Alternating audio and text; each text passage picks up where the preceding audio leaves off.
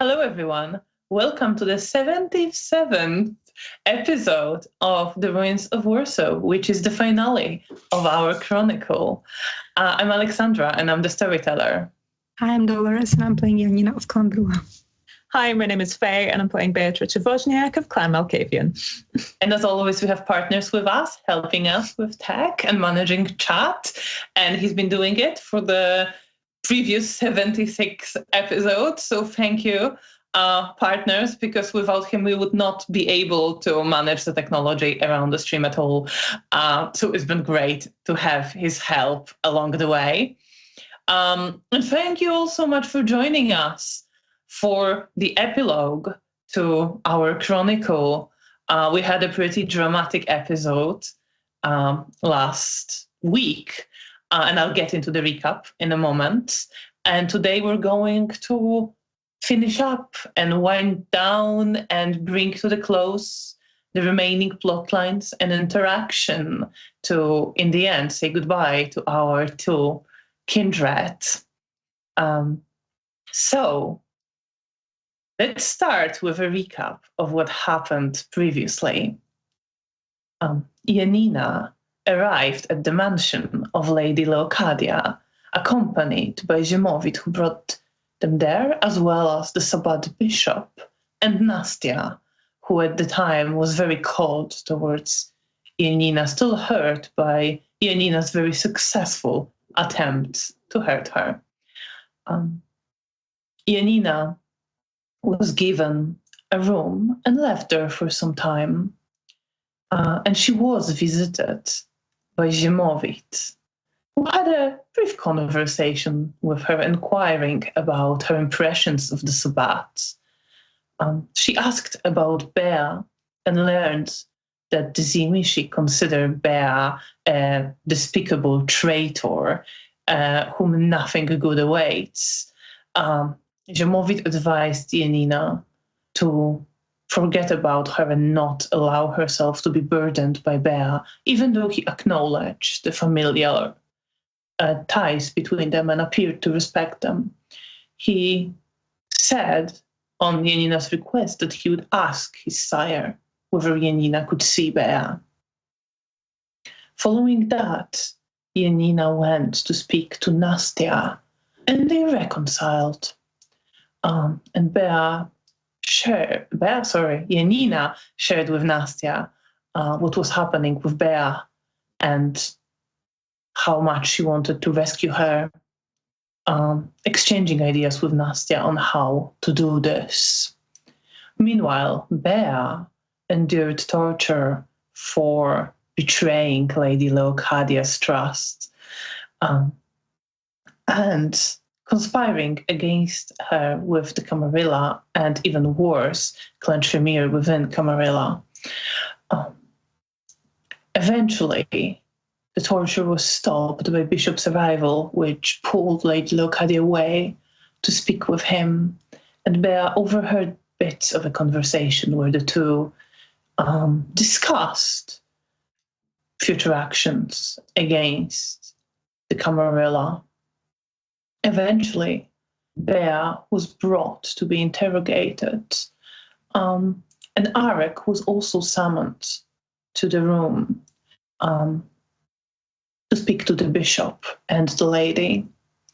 He gave Bea a very hurt and angry look, and said a phrase, a verse, that appeared strange to everybody, which triggered an order buried in Bea's consciousness to, when Arek will be near the bishop, leave her body and go to Mr. Cernovsky, which she did. Then, looking into her head, the Tremere saw the scene she just witnessed and detonated a bomb that has been hidden in Arek's body. The explosion tore up a large part of the house, collapsing the floors. Bea was knocked unconscious into torpor. Janina managed to stay unharmed, and with Nastia started going to search for Bea in the whole wreckage. She and Nastia got separated when Nastia lost balance and fell down a floor. But Janina continued and managed to pull Bea out and awake her with her own vita. They set out to leave the house, which at this point was burning from the fire that has been set from the outside, adding to the destruction brought by the explosion. As Janina was tearing through the floors, trying to clear the way, Bea left her body to inspect the scene. She saw the fighting going on outside. She checked in on Dominic, whom she saw in his room as a guest, buried under some of the collapsed roof with the fire approaching. And she sought out Lucian, Dominic's lover and former sheriff, who was at the scene, engaged in a combat with Ivan, the bodyguard of Lady Locadia, clearly trying to get to her. Bea gave him a signal, trying to point to where Dominic was, but after that she left and returned to Janina, choosing not to share that Dominic was in this house with her sister. The two fought their way through the burning house, braving the fire, and were almost out when they were intercepted by Ziemowit, who said he had no quarrel with Janina but would not allow Bea to leave. The situation quickly escalated to combat between Ziemowit and Janina as Bea ran outside, hoping to find help, which she didn't really manage because everyone she saw was engaged in some kind of combat of their own. So she joined in, helping Nosferatu she didn't know against the remaining ghouls of Lady Locadia. Meanwhile, Janina fought Ziemowit in a very desperate, very close fight, which left her almost dead, but at the last moment, she frenzied, and in frenzy, diablerized the Zimishi. She was left incapacitated, and with the last effort of will, managed to heal enough to crawl out of the house through the fire, where she collapsed, having sustained more damage, and was lying there on the grass, preparing for death, when she was picked up by Nastia, who carried her away from the flames and the fighting. Bea was engaged in her combat, struggling against the revenants, when she saw Lady Locadia in a form of a dragon raising from the burning house, as Mr. Cernovsky tried to use his gifts, presumably against her, and was rushed by Ivan. And upon seeing this, Bea decided that she couldn't take it anymore and ran away, hiding herself, and ran towards the shed where she previously stayed in, which she mentioned to Antonia as the place she was supposed to go the previous night. And that was the end of our last episode. And we will start tonight with Janina. Janina, you're hurting. All your body's torn up by claws, burned by flames. You feel the pain and you feel the hunger raising in you as you used up most of your blood to stay alive and get out of a burning house.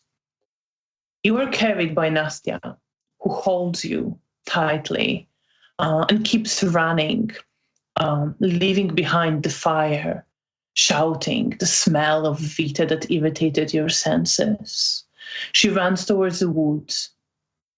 And then, after the moment, you're away in the darkness, only a little bit of moonlight illuminating your path, which isn't really a path at all. Nastya is running through the undergrowth, carrying you away into the forest.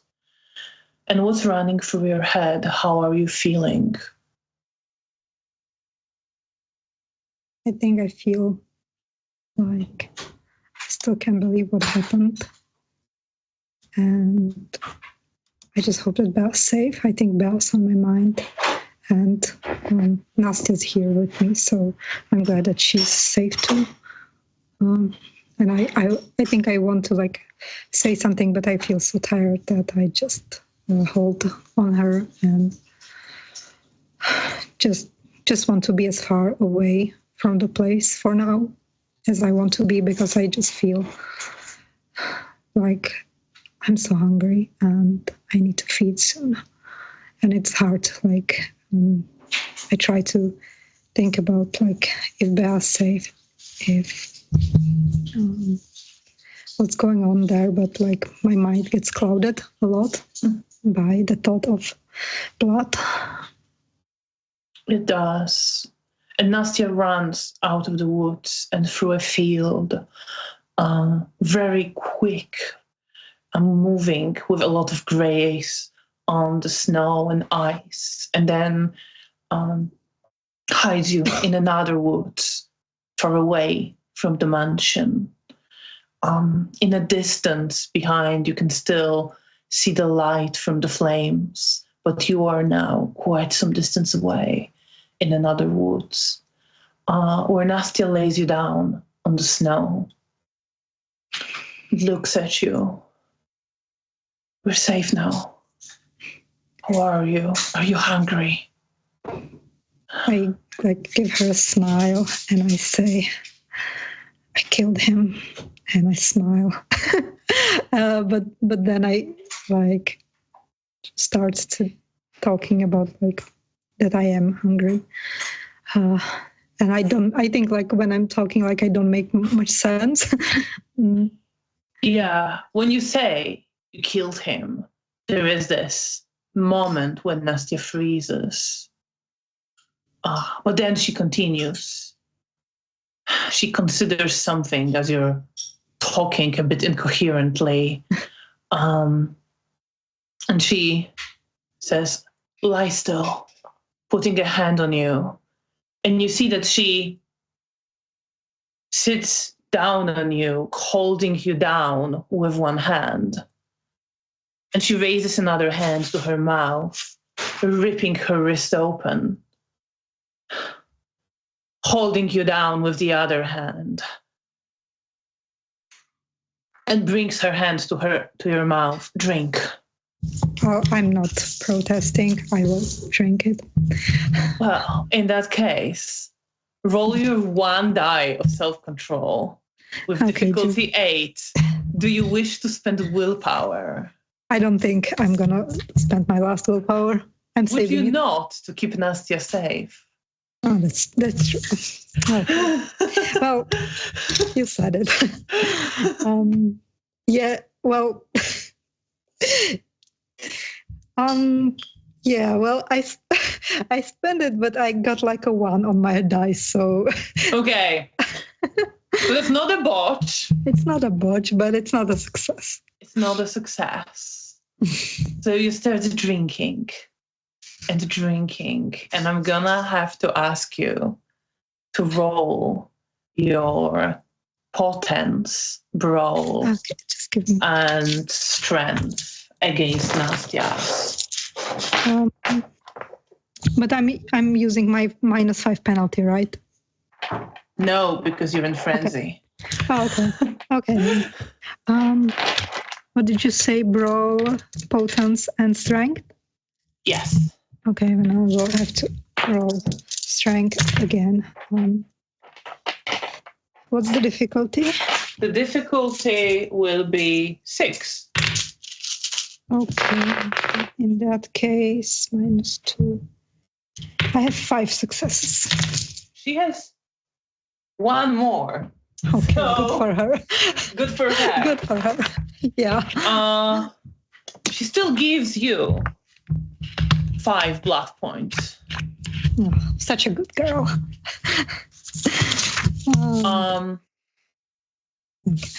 After which, well, when you're awakened from your frenzy, you see her holding you down with both hands. One clearly she tore away from your fangs, and there's still some blood dripping along her wrist and hand, but you're not that hungry anymore.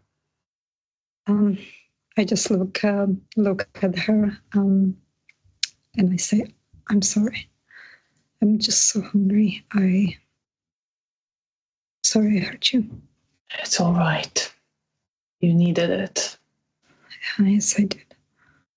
And then I wait for her to get off of me. She gets off you and she wipes her hand with snow and then wipes it against with like her skirt that is torn and partially burned.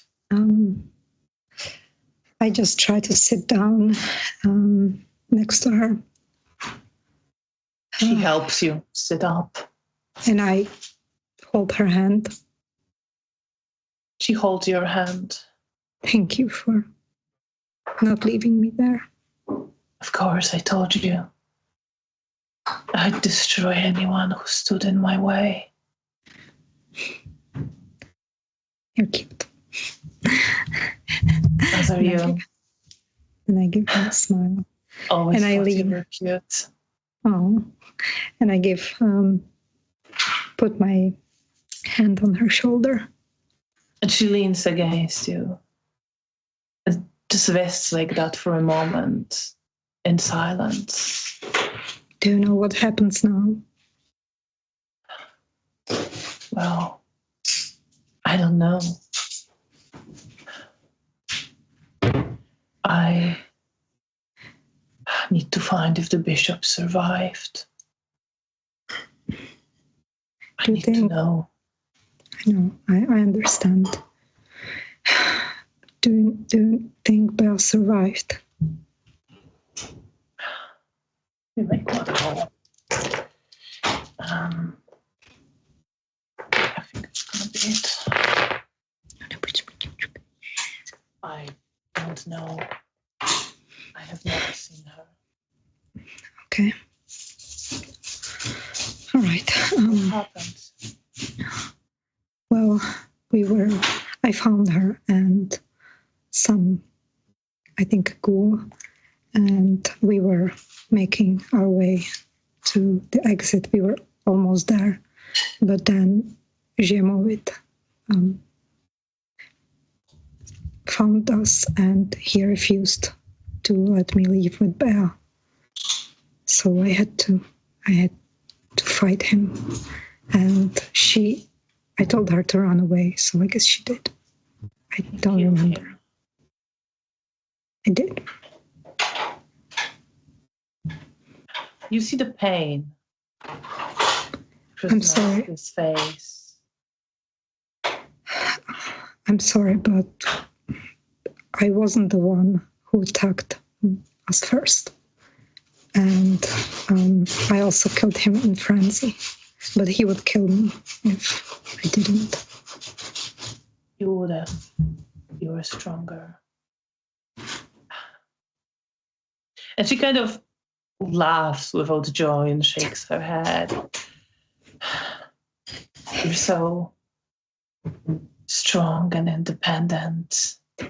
And in this way, I know you had no intentions of doing that. But you still managed to be a pawn to the Camarilla.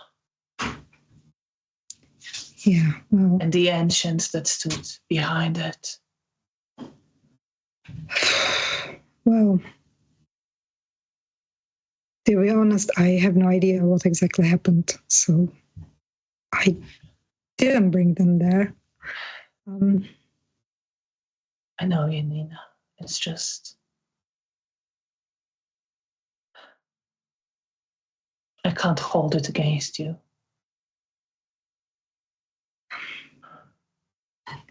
Well, thank you for being understanding, and I don't know. I really don't know what to do now. I guess I need to make sure that Bea made it safely home. Well, I don't know, whatever. But I also don't want to leave you. I really don't know what to do. I'll be all right.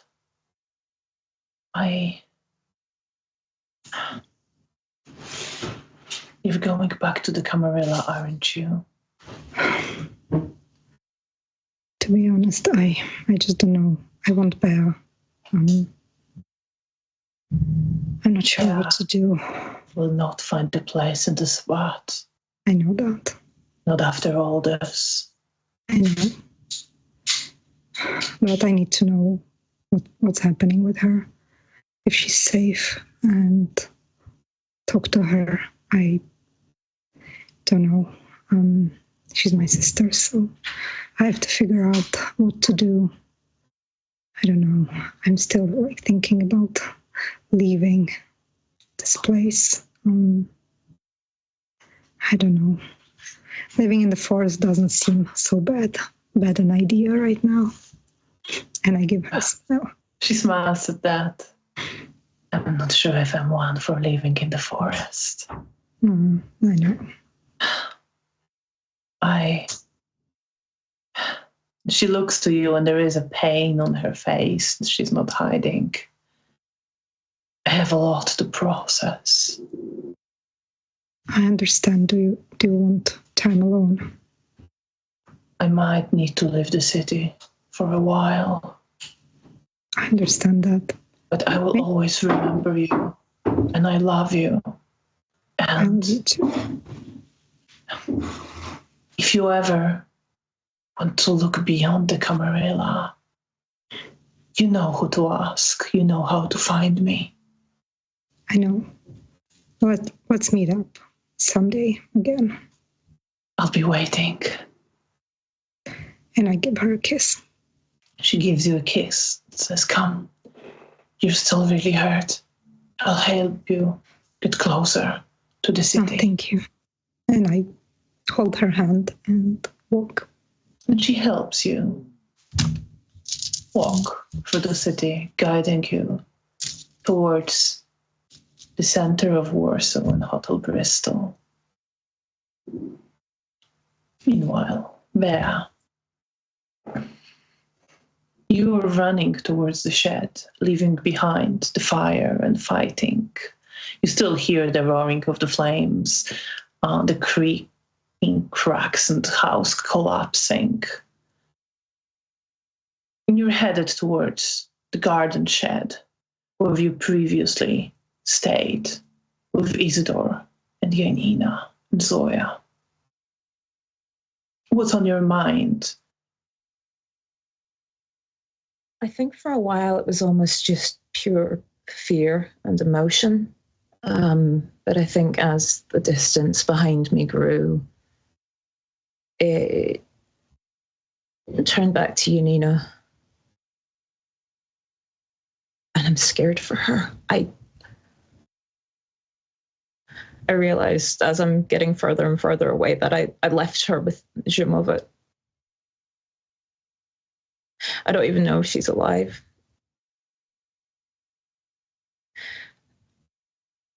And then I'm suddenly remembering Arek. And when the bomb went off, and I think I end up stumbling in my tracks as I'm running and end up sort of bringing a hand to my mouth to cover as I sort of choke back a sob. And my pace is slowed a bit. I'm still sort of stumbling my way through the dark woods to get away, to get towards the place.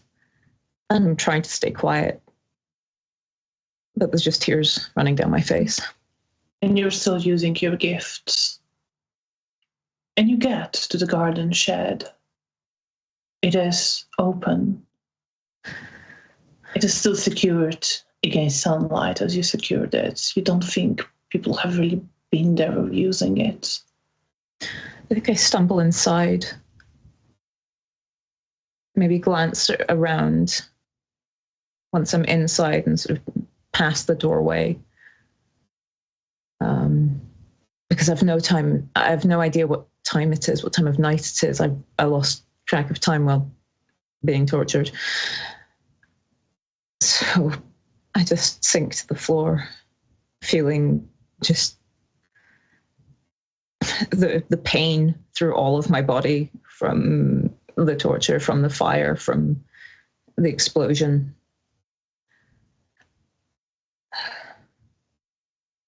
And I just sit down and cry. I think once I'm sort of in the safety of the building, that's when I drop obfuscate. You drop obfuscate and you're crying. And as you're spending some time there, roll your perception and occult with difficulty 9. Perception and occult. I have a -2 penalty. Sorry, what was the difficulty? 9. Oh, then I have no successes. Then you're just sitting there and crying.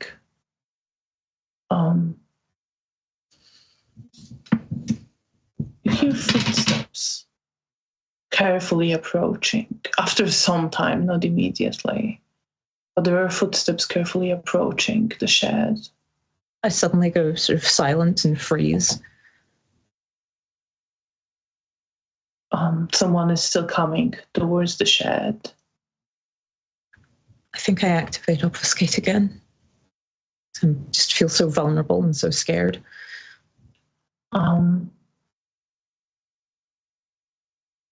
The door. Someone pulls it to open it. Did you lock it in any way? I don't know if there is like a proper I don't know lock, that there's to be a lock. honest. No. Yeah. So someone just starts opening it, and you see a figure of a woman against the snow outside. Do I recognize her at all? You do vaguely. Your memories are somewhat faded now. But you recognize Johanna, who is a ghoul to Antoni, and previously was a nurse whom you encountered in the clinic. She looks in, holding a gun in one of her hands carefully. I think when I see looking her face inside. and I realize that it's her, the obfuscate drops. You see her twitch and almost like move to point a gun at you. After which she realizes what she's seeing, and she puts it not fully away, but down. And sitting there in this bloody, torn up state where I probably don't even look like I should be alive. I just sort of look up at her. Johanna? Yeah, Twicze Woźniak. Yes. I've been instructed to keep an eye out for you.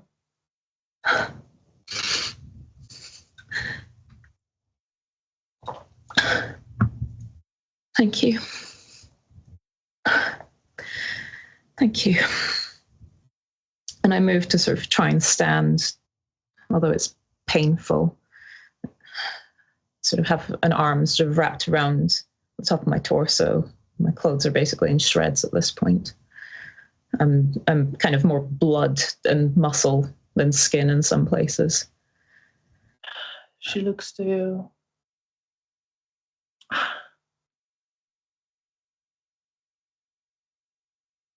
And takes off her coat to give it to you. Come on, take it. I'll take you home. Thank you. And I sort of drape it around myself and wrap myself in it as much as I can. I think sort of as I start moving, well, I'll maybe think about it closer to the hotel. But I follow her. Leads you across the garden and out to a dark street where there is a car parked. And she opens the back door for you to sit in the back seat. I give her a kind of strained smile on my torn up lips, and thank her as I get in. She nods. Roll perception and empathy. Why not? Perception and empathy.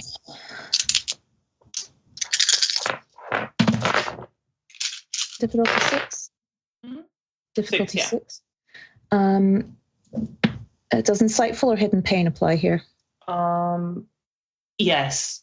Oh dear. Then 4 successes. It's better than what she has. So you see that she acknowledges your thanks. But you remember her previously being grateful towards you and more friendly around the time you saved Edvard, your ghoul. But now you see that she is very polite and professional, but there is some coldness, some maybe disappointment, some distance. And thinking about Edvard, I'm suddenly just reminded of the fact that I left him, that I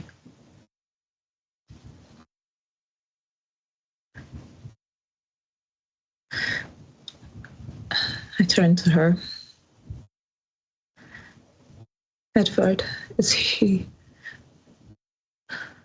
She tenses, looks to you, and there is for a moment a flash of anger in her eyes, which she suppresses almost immediately, but you notice he's dead.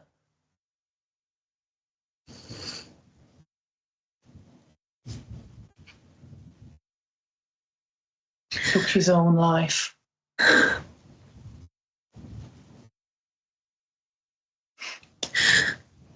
wanted to save him.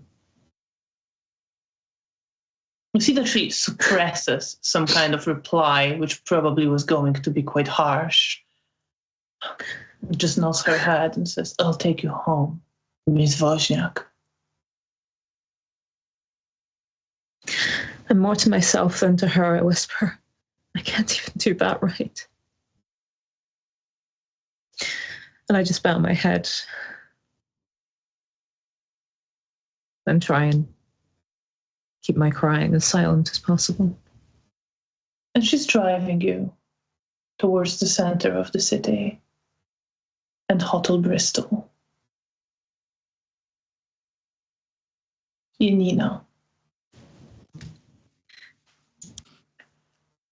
Nastya walks with you most of the way. But once you get to the street where Hotel Bristol is located, she stops. I'll give her a hug. She hugs you and gives you a kiss. I will kiss her and then kiss her on the forehead. Be safe.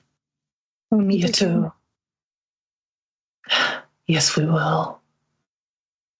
Thank you for caring about me. And I'm You're sorry. an incredible person. You are too. And I will always carry you in my heart. I'll always carry you in my heart too. I hope Thank you'll you. find a bear.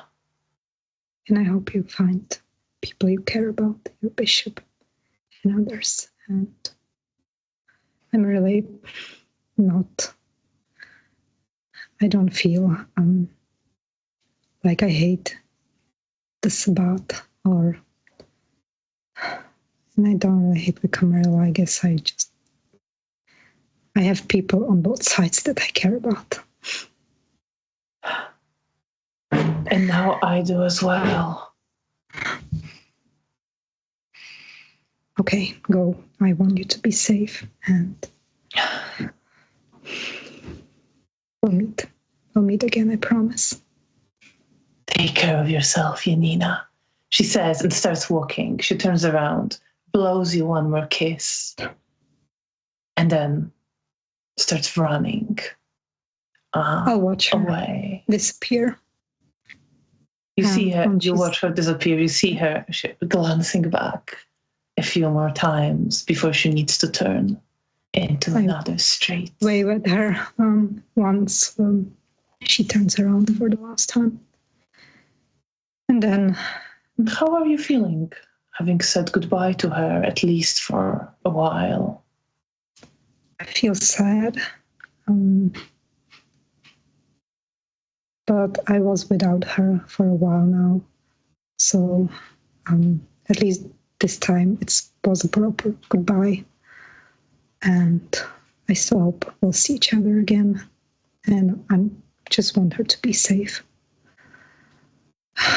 And then I start thinking about Bea and worrying about her. So I turn around and I start walking as fast as I can with how much hurt I am towards the hotel.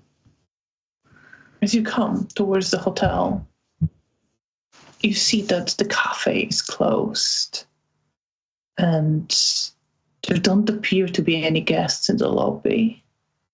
But there is because the goal. I don't think they would like the look of me. Mariusz is downstairs. Okay. I think I'm just gonna see, when I see him, I give him like a very tired smile.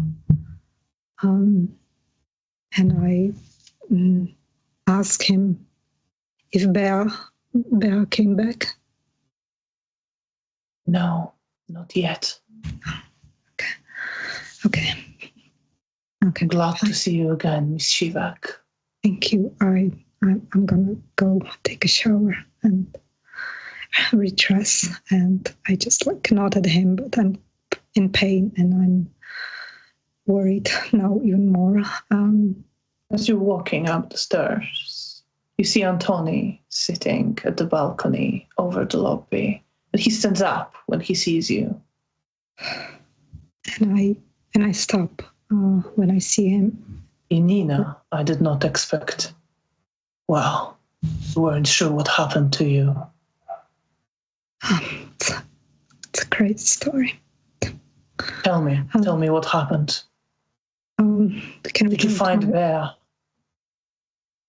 I did, but then I lost her. But can we go to my room? Of course, and he accompanies you. Okay. Okay, when we get into the room, I sit on my bed and I start telling him about what happened with Zhemovit when he approached me on the street. And I want to tell him that I actually thought about like the Sabbat, but like I tell him that I went along with it because I wanted to find Bea. And I thought it's gonna, like, I don't know, help. That I don't know, that I can save her, something like that. And I tell him like everything else that happened there, except like I'm not gonna be mentioning Nastya. Yeah. But you tell him what happened with Zhemovit. Everything else I will tell him. Okay. He nods. I'll tell him that I like deblarized him, like. He tenses a little. Yeah, he tenses a little bit at that, but then nods and says, I'm sure that won't be a problem. You destroyed a powerful foe to the Camarilla. Don't make a habit out of it, though. Not that I'm planning on it. And I give him like sarcastic smile. He smiles a bit. You see there's a lot of worry and tension in him. But I need don't to know check. What happened to Bea. I don't know. I sent someone to keep an eye out for her. She was going to try to escape and be, well, in a certain place yesterday, but she didn't show up. But someone's waiting there, just in case. Okay. I hope she's gonna make it safe. I wish I could make sure that she was safe. I couldn't. I don't You want her on. helped. That was probably a good call. Yeah. Well, yeah. I'm not sure. Like, I have no idea what exactly happened there. Janina. Do you know what happened? Not everything yet. I need to go, and there's a lot happening tonight. Okay, that's fair. Get some rest. I'll make sure someone brings you some blood to feed. Thank you. Stay here. I will. I'll stay here. Not that I'm in much shape to go anywhere. And I give him another smile. And he smiles, and you see that it's not that he doesn't want to chat to you, but there's clearly a lot on his mind, and he needs to get away. So he stands up with a smile. When he stands up, I just hold his sleeve, and I tell him, I'm sure she's safe. He tenses for a moment. Roll perception on empathy. Why not? Okay, with all my penalties. With your penalties, yes. That's gonna be 1 dice. Well, roll it. It's not a success, it's 2. You can't really see anything on his face as he just pauses for a moment, then nods and says, I hope so. And leaves you in the room. I think I'm gonna be sitting there for a moment. Just hard to believe that I'm back at the hotel and like everything's like clean here and I'm in my room. But after a moment, I drag myself to the bathroom and take a shower and dress in clean clothes. Meanwhile, yeah, what's on your mind? How are you feeling on your ride back to Hotel Bristol? I'm angry at myself. I'm exhausted. I'm scared for Janina. I'm so frustrated. I just feel so weak and pathetic and defeated. I think I almost haven't even processed that I'm getting back to the hotel. Like,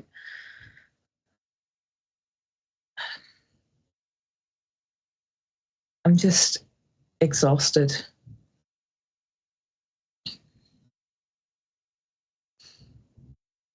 I end up staring out the window for a while.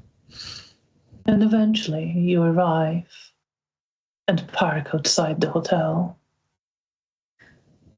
I'd like to activate Mask of 1,000 Faces. Sure.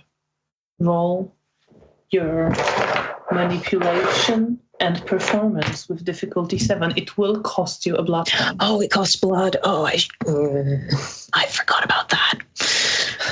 You are covered by a coat. Okay.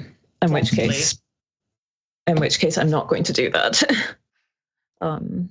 Joanna looks to you. I'll just say, would you be able to just hold the door slightly longer? I probably shouldn't be seen in this state. It's all right. Just wait here for a moment. Okay. Don't go anywhere. I shake my head. She leaves you in a car and at a quick pace goes inside. And after a few minutes, you see Antoni come out. I almost go to open the door, but I'm sort of worried. I glance around to see if there's anyone around. Well, you're parked in a sort of side street parking lot, so there isn't anyone immediately. Okay. There were like some people walking along the street, but it is quite late in the night, so it's not. I take it it's also quite dark down the side street. Yeah, it's like occasionally there is a person, but just not like massive amount of people at this time. I think at that point, upon seeing him, there's just this relief seeing him, I think I get out of the car and just kind of hobble towards him as best I can. And he runs up to you. Bea, I'm so glad Joanna found you. And I'd like to try and touch him if I can. Sure, roll your self-control, difficulty 7 or 6, I think, for Antoni. Do penalties apply? No, it's just self-control. Okay. Or I could yeet my dice. You could do that. I could do that. It's not very helpful. I have 1 success, so... Then you can. With shaking fingers, I just kind of put my hand on his arm and wrap my fingers sort of in the fabric of his coat. I didn't think I'd make it out. I was worried when you didn't show up last night. Come on. And he picks you up. There's a slight sort of noise of surprise, but I don't really protest otherwise. Come on. I'll take you. Janina is here. She got here not long ago. She's worried. I'm glad she made it. And I just kind of really lean. hurt, but you're both going to be okay. I just end up sort of resting my head against his shoulder and just leaning into him. And he carries you through the side entrance to the hotel and through some of the side service corridors towards the floor where your rooms are located. And then, Janina, there is a knocking on the door. You were muted. You were muted, Dolores. Sorry. I didn't realize that. Like if you didn't say it. Okay, I get up and come to the door and ask who's there. And you hear Antoni's voice saying, "It's me, Janina. Bea's here. She's safe." I open the door immediately. and you see Antoni carrying Bea, who is wrapped in a coat. Is he like standing with Bea there? Then I will lean and I will give them both a hug. You give them both a hug, and Antoni lets you down, stand up there. I'm just holding on to them both. In fact, I should make a self-control roll for Janina. You don't have to. It's okay. fine. Thank you. In which case I end up sort of wrapping my arms around both of their waists and just kind of shaking as this relief starts setting in. I will kiss Bea's hair. I'm so glad you're safe. I was so worried. I didn't know what happened. I tried to get help for you, but there was no one to help. Well, you should have just go to safety. I'll let you rest. Someone will be up with some blood shortly. I turn to him and press a hand to his cheek.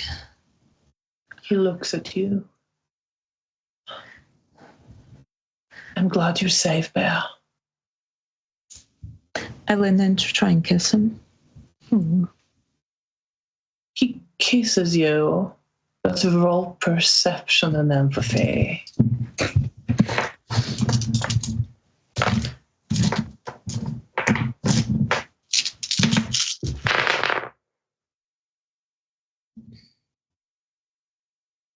Does hidden pain or insightful apply? Yes. 2, 3, 4. Hidden pain. Both really. 6. Get 5. Damn. You notice that it's not that he doesn't want to kiss you. He kisses you. And he's glad to see you and be near you. But there is some hesitation and guilt and unease in him. Sort of as I pull back, there's sort of a question in my eyes, but I don't say anything. He looks at you and seems to notice it. But then just says, I have to go now. I'll stop by later. Okay. And he turns around and leaves. I help Bea inside of our room. And I lay her on the bed. I think sort of as you're trying to help me, I sort of go, I think you're in worse shape than I am. It's fine. It's fine. I think I healed the worst of it. And then Nastya helped me.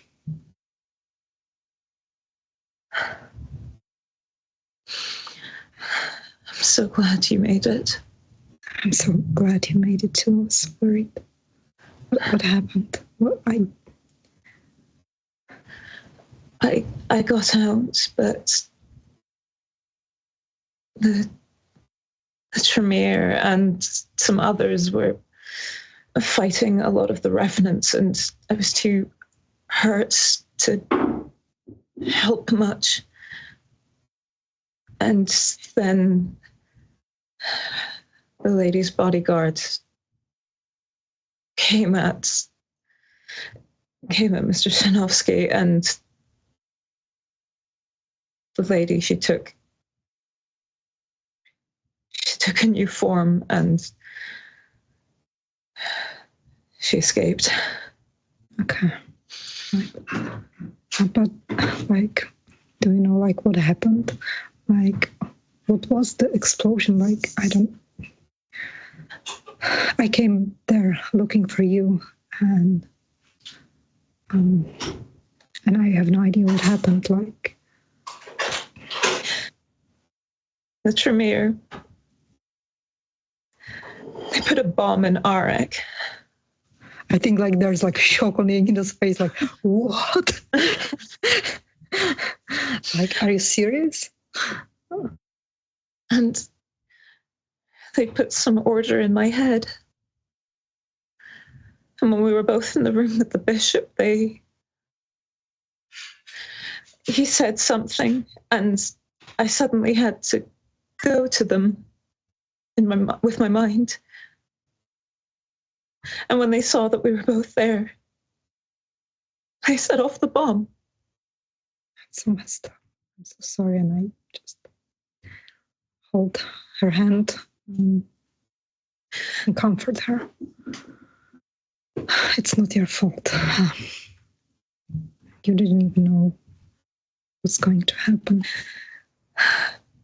I knew it wouldn't be anything good. I knew at several points that it wouldn't be anything good. Don't blame yourself. He used to be my friend. No. Well, I've spoken with Felicia and with others in the Sabbat. They welcomed me, and they told me about the elders in the Camarilla and how they're using the others to do their bidding. And for the ancients, I don't know, but what? I'm not sure. But right now, what you're telling me, that sounds like something that would fit that. I don't know. I'm just glad you're safe, and I feel like I hug her closer. I wouldn't still be here if you hadn't pulled me out. But I did, because we're sisters, and I wouldn't let you. I wouldn't let you there. And I just kind of fall into her. And I comfort Belle. And you sit there. Soon, indeed, a ghoul comes up, carrying several jars of blood, which allow you to feed a little. You could each get 4 blood points from this. Okay, good. And are you sitting there? Yes. Just resting? I'm just now remembering, where's my ghoul? Well, you're sitting there, wondering that. And at some point, I think I randomly remembered that Hannah, I don't know, maybe she's at the hospital, I don't know. You're wondering that, and some time passes, and close to the end of the night, there is a sharp knocking, and the door is just opened without waiting for a reply. And you see Roman standing in a doorway, wearing his human, tired face. And behind him is Hannah, peeking out from over his shoulder. I get and he doesn't wait. He just comes up to you both and wraps you both in a hug. I'm gonna miss the man. You absolute... I don't even have words. You reckless idiots. I'm so glad that you're safe. I'm just clinging to him and I'm crying again. Just holding on to him. I'm not crying, but I'm just hugging him and just enjoying. Can't believe you made it. I can't believe you. You don't deserve to have made it, but I'm so glad. And he's laughing. And I think I'm gonna laugh as well, tired laugh, but it's genuine laugh, because his energy always makes me laugh. And I just hug him, and I occasionally look at Hannah. And Hannah comes up, and she's also smiling. She's not as openly, happy and relieved, but you see in her face that she is relieved to see you. And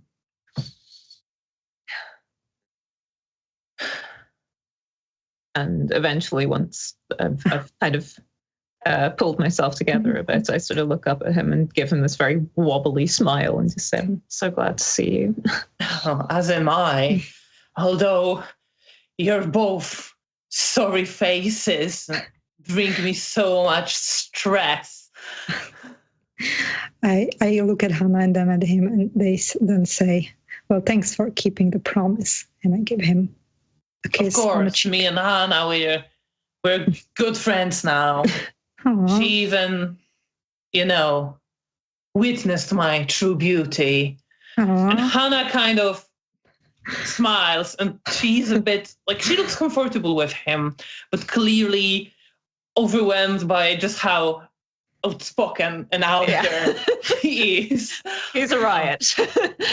But she sits down next to you, Janina, and takes your hand gently and says, "I'm so glad to see you." I'm so glad to see you too. And I just lean for a hug and give her a hug. And she hugs you as well. I'm glad you're safe. I left you with good hands. And she smiles and nods as Roman says, "Of course. I'm proper, responsible kindred, not like certain people I know." Aww. I've missed you. I missed you too. Well, you're gonna have to tell me all about what happened. From what I hear, you, and he points at you, Janina, have done some amazing things. I did. It was hard. I can have it out of it. Yeah. My My heart doesn't beat, and you'll still manage to give me a heart attack. I'm sorry. It had to be done. I think sort of as he's been talking, I've just kind of been getting caught up in the memories. And I'm suddenly starting to be quite frightened that I'm first start losing my memories, that they're left.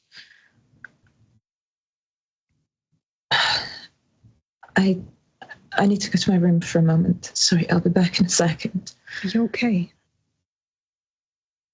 Yes, I just need some paper. Okay.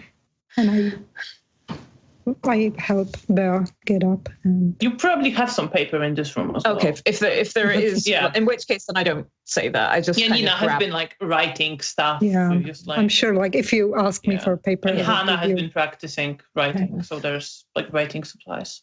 in which case I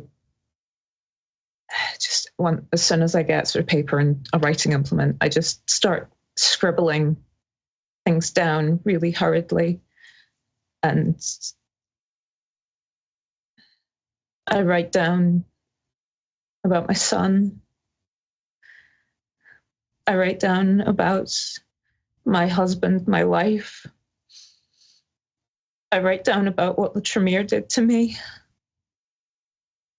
about what I saw with Antoni. I write down not to trust the Tremere repeatedly. It just feels like I can't write fast enough. There's too much, and that's even as it's fading, there's too much in my head to even be able to put down on paper. And I think I'm getting sort of more emotional as I'm writing.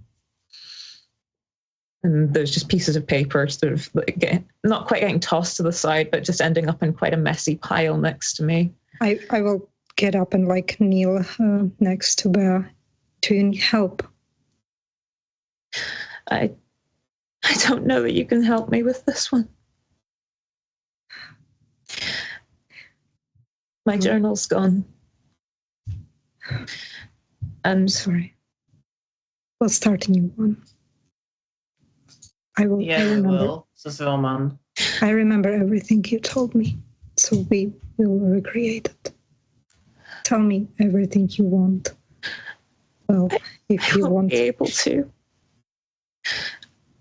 But Samitsi, she put her fingers into my brain and reknitted my mind back together. I remembered everything. And it's fading away now. Well, then keep writing.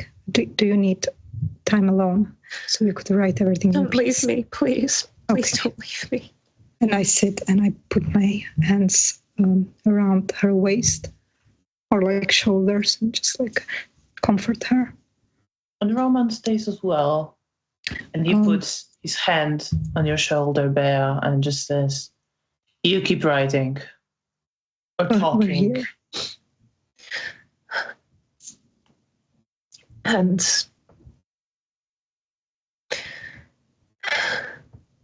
sort of as I'm writing, after I've sort of taken a moment to try and compose myself a bit better, I'm not going to have the words to remember my son's face. Can you try to draw it? I'm not much of an artist. Describe it. Then I describe the color of his hair, his eyes, how old Can he you was. do this thing, says Roman? Would you show it to somebody? Can I? Can I do that right now? I don't. You have any- can. Okay. You don't need willpower to share. Oh, yes, thoughts. You of only course. need to read them. Yeah, no, that's my bad.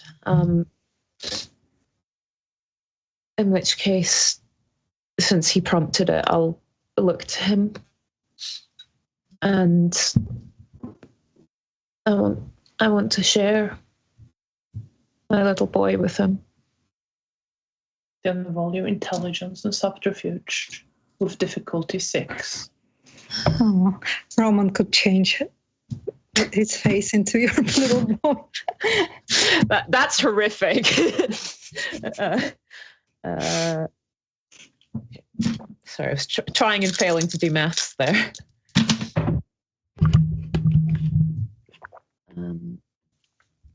I have 3 successes. Successes. And you do it and you share the face of your son with Roman, who nods.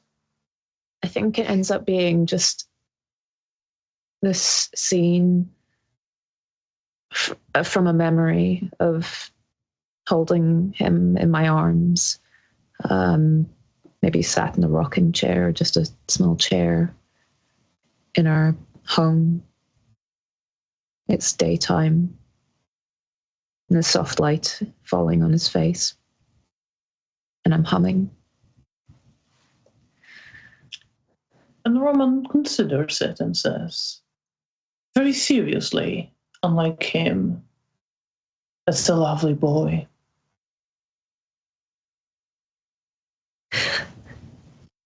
He died in the war. I think I will hold Bea as she's talking and just like stroke her hair. And Roman wraps arm around you, Bea, as well. I wasn't there. I didn't even remember I had a son. And I think I just go to pieces at that point and just sort of slump into both of them. I will just comfort her. And you spend some time there, crying and comforting Bea. Hannah moves away. You're writing to put it to the side so that it doesn't get covered with blood. And Roman and Janina hold you, Bea, until you all, I think, fall asleep. Mm-hmm.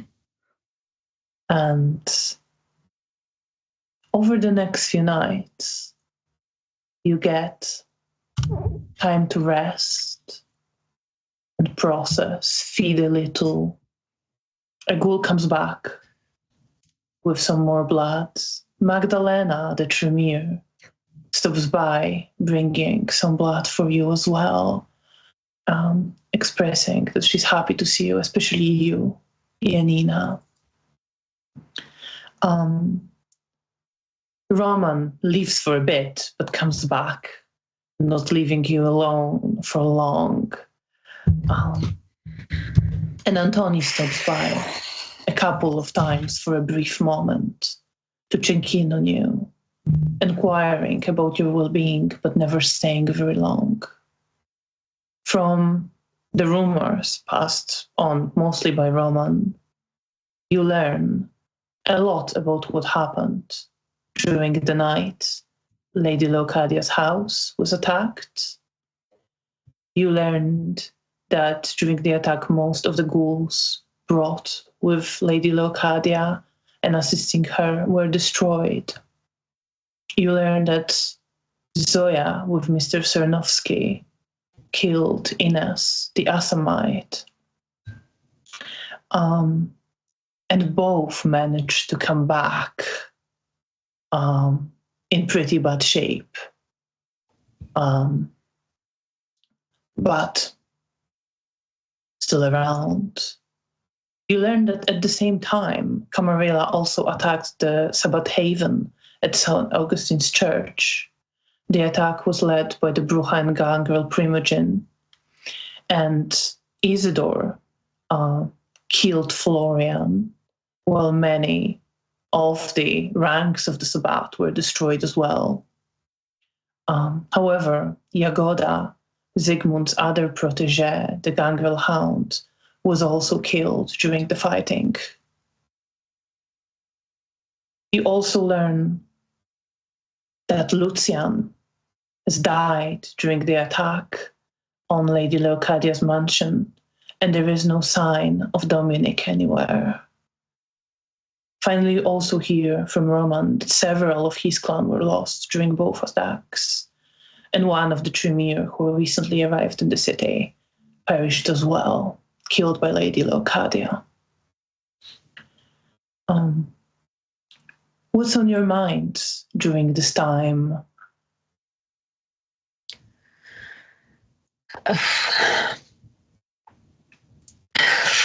Don't even really know where to begin. There's quiet resentment towards Antoni as he distances himself.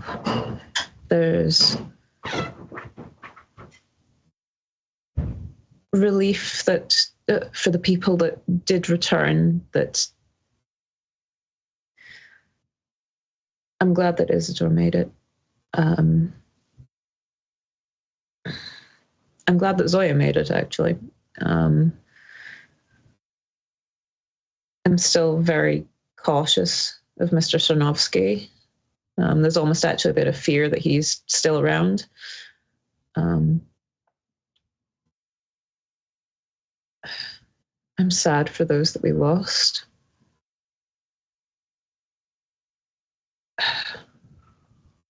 But I still mostly feel this sort of sense of self-disgust. That as things start fading and getting hazy again, it gets more messy.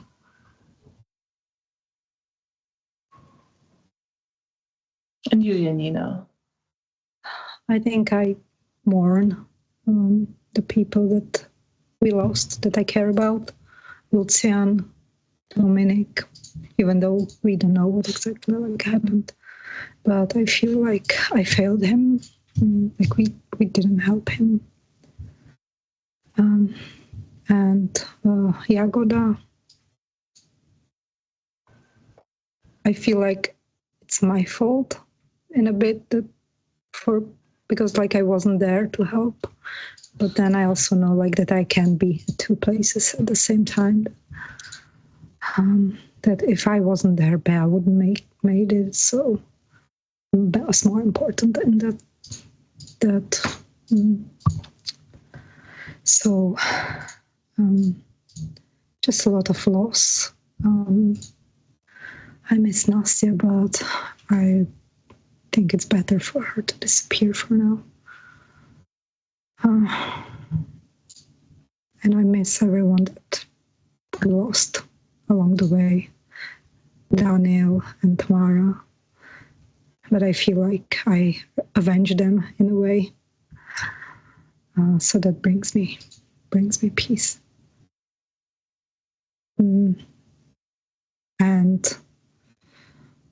I'm angry at Mr. Cernovsky for putting Bea through this. And I feel like while I still like Magda and stuff, I feel like I'm more withdrawn and less personal with her. Not because like I don't have anything against her. It's more like the Tremere as a whole. But I still like work at the hospital with her. Just maybe get less personal. And as you work at the hospital, you notice a couple of times as you're preparing the dead bodies to extract blood, you get these flashes of memory, of taking the body apart with your hands, pulling the skin off, separating the muscles, weaving them. It's very vivid, and some of the bodies in your memories are not bodies, they're still alive and screaming as you weave their muscles and nerves and bones into a sculpture. I feel like whenever this happens, like I need a moment, like I sit down and I just feel like I'm going crazy. Because this is so unlike me. It makes me feel like self-disgusted, even though like deep inside I know this is like not me, my memories, but I still like feel them like if they were, so it makes me feel disgusted with myself. And they don't really go away. They don't always appear when you work there. But you get those flashes alongside other memories of running through the forest, stalking your prey, first hunting animals, then people, then kindred through the streets of a city. And you both get enough vita and time to heal and recover a little. You start moving around. You can go out and feed on your own. Janina starts working at her project where she's getting those lovely memories. And Soon, around that time, Bea, you were visited by Mr. Cernovsky, who stops you in a corridor. He's walking fairly slowly. You can see from his movement that he's still in a lot of pain, but any wounds that he has are covered by his fresh suit. And he approaches you and says, Miss Wozniak, may we talk? Yes, sir. Well, he takes you to sit down at the balcony over the lobby of Hotel Bristol and smiles at you. A smile that appears genuine. You can roll perception and empathy if you so wish. You wouldn't be on Why penalties anymore. Okay, perception and empathy. Let's see how that goes. Okay.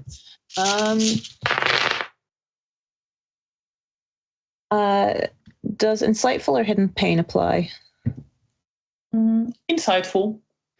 2, 4, 5. 5 successes then. Then you see a little bit in his face that it's not an unfriendly smile as such. There's no ill intent there at the moment.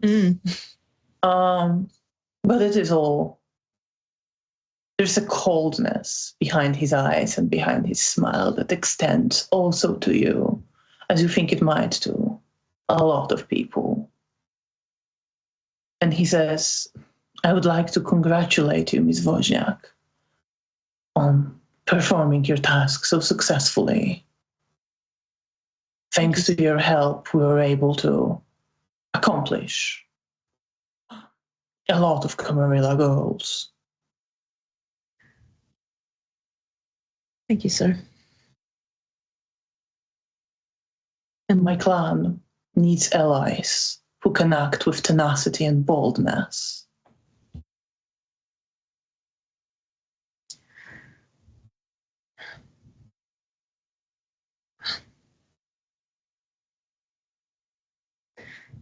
Then I hope you find them. He smiles. So you do not wish to be involved in the future operations? I think, sir, I might need some further time before I consider such things again. Very well, Miss Wozniak. And I try and keep my smile polite. There is a fear about ending up with them again, but I also don't necessarily want to burn that bridge entirely. From his face, you see that he isn't like offended as such. It's not maybe that he particularly thought this was especially important to get you on board. But was willing to. Now he kind of acknowledges your refusal with a fairly matter-of-factly cold manner and says, very well, Miss Wozniak, I wish you all the best in your future endeavors. And you, sir. And he gives you a smile and leaves you. And as he leaves me, after he's gone, I find myself slightly trembling. And remembering a vague memory of pain, but not too much else. Just caution. And around that time, Janina, as you're coming back from working at your project one night, Antoni is waiting for you in the lobby. I greet him and smile at him. Good evening. Janina, good evening. Do you have a moment to talk? Yes, sure. He takes you to his office,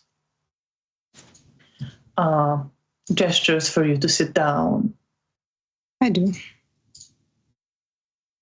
I see. You're looking much better. How are you feeling? I'm feeling okay, I guess.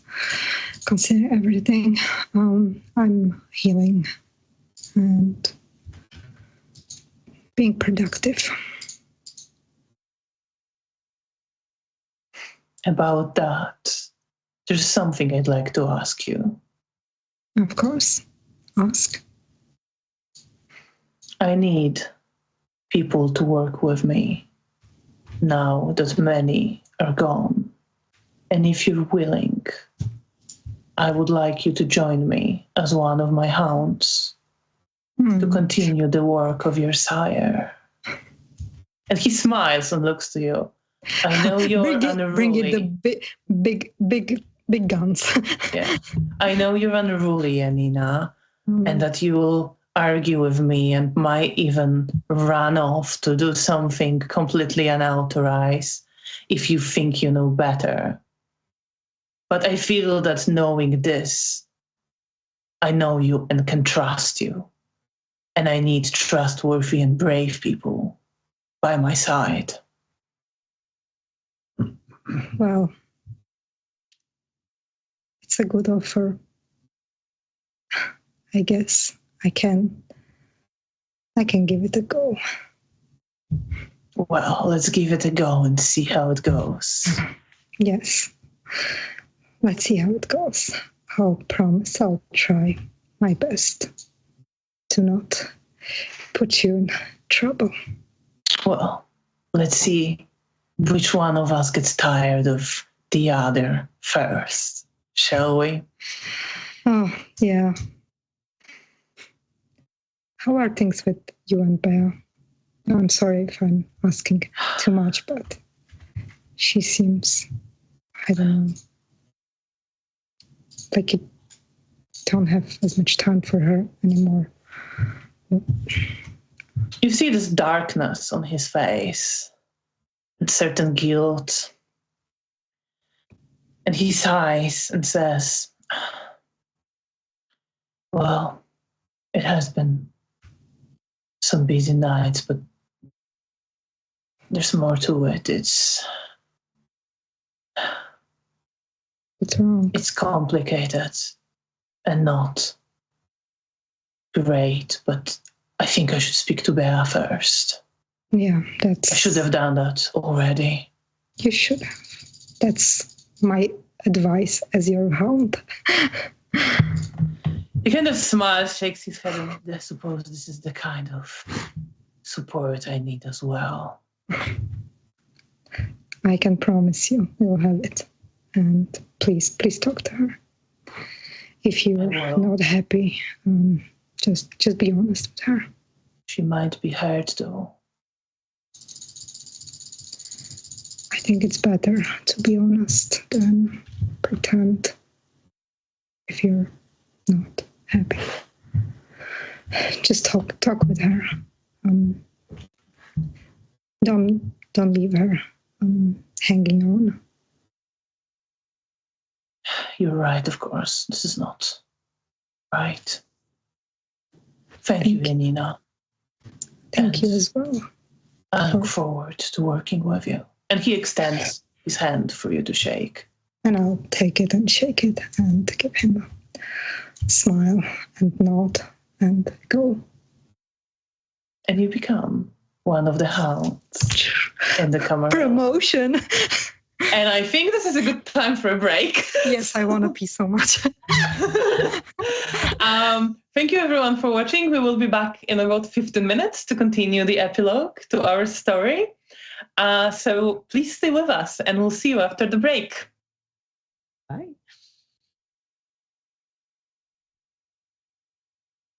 And welcome back, everyone. Thank you so much for staying with us.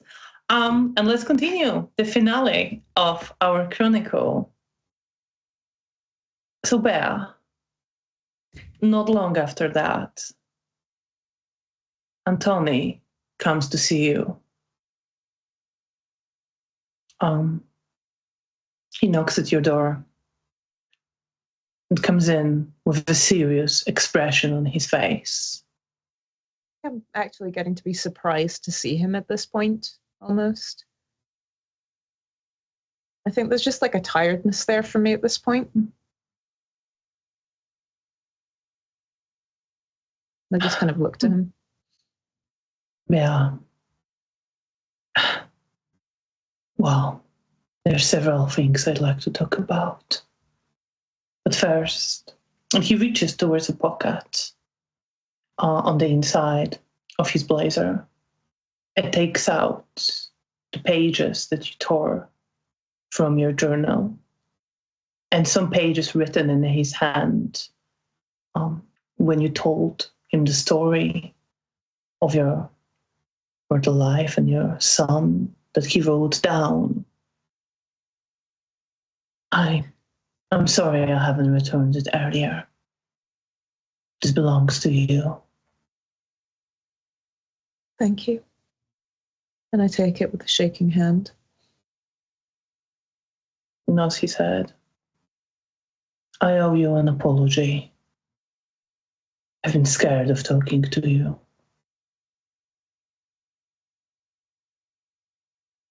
I just watch him closely as he talks. Love you. And I am so happy that you made it back.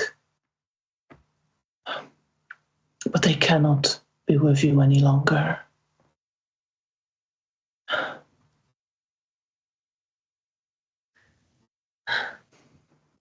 It's difficult to explain. But I have my duties, and they include who I am with. And the prince needs Clan Toreador on her side.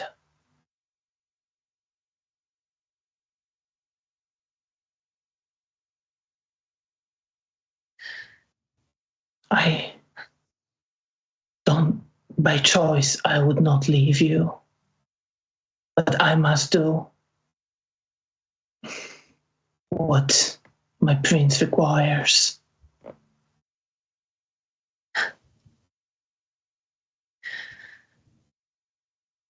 And I look sort of down away from his face. I suppose after Felicia, I should be used to my loved ones replacing me. You see the pain and guilt on his face. I am truly sorry.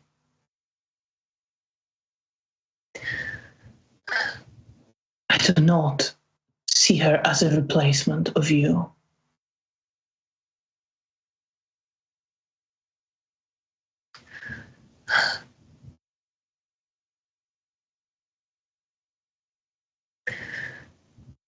And as usual, you'll feel guilty, but do it anyway. As is my duty to my clan and my prince.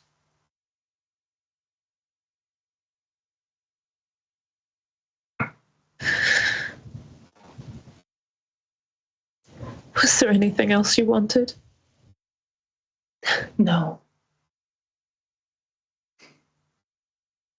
I am truly sorry.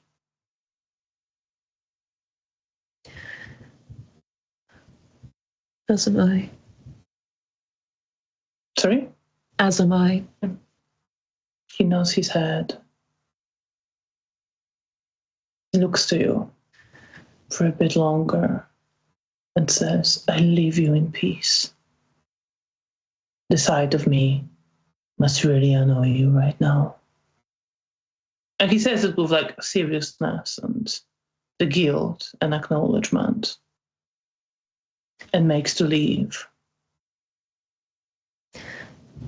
I almost reach out after, I think I do sort of reach out after him for a moment, but then stop myself and just lower my head.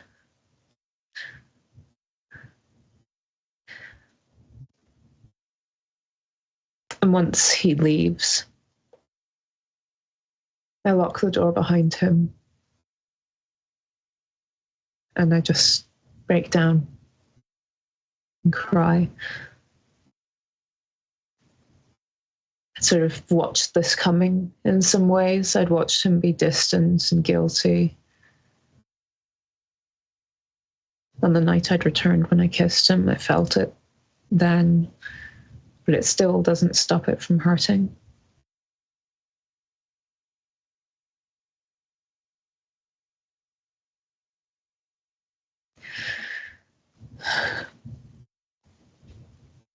Do you share this with anyone? Do you confide in anyone? I imagine I probably speak to Janina. When you meet, not long after that conversation, Janina, you see that Bea is distressed. What happened?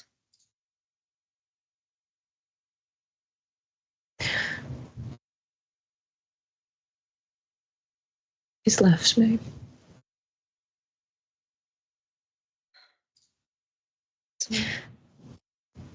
And I lean and stop myself before I touch her. If I wait for her cue, if I can or can't. I'll find out in a second. Go for it. Dramatic pause. Yes, absolutely. I've rolled 4 successes. In that case, I just stroke her shoulders and pull her in a hug. I'm sorry. Sorry, honey. The prince needs Clan Toreador on side. So he needs stupid. So he needs to be seen with a Toreador, I suppose. Well, he was always a goody two shoes. I'm sorry. You deserve better. I don't know what I do. And I feel pissed. I know that I wanted him to be honest with her, and him breaking up with her, it's fine. He can do whatever he wants, but this,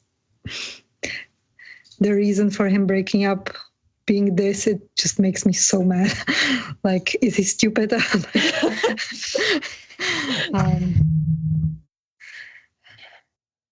Yeah, I feel like I'm going to be a bit mean to him during our private chat. Oh boy.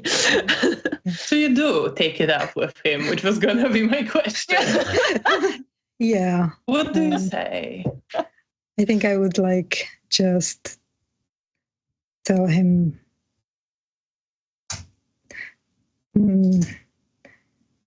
that, let me phrase it. How would Janina phrase this? Well, I think I would say that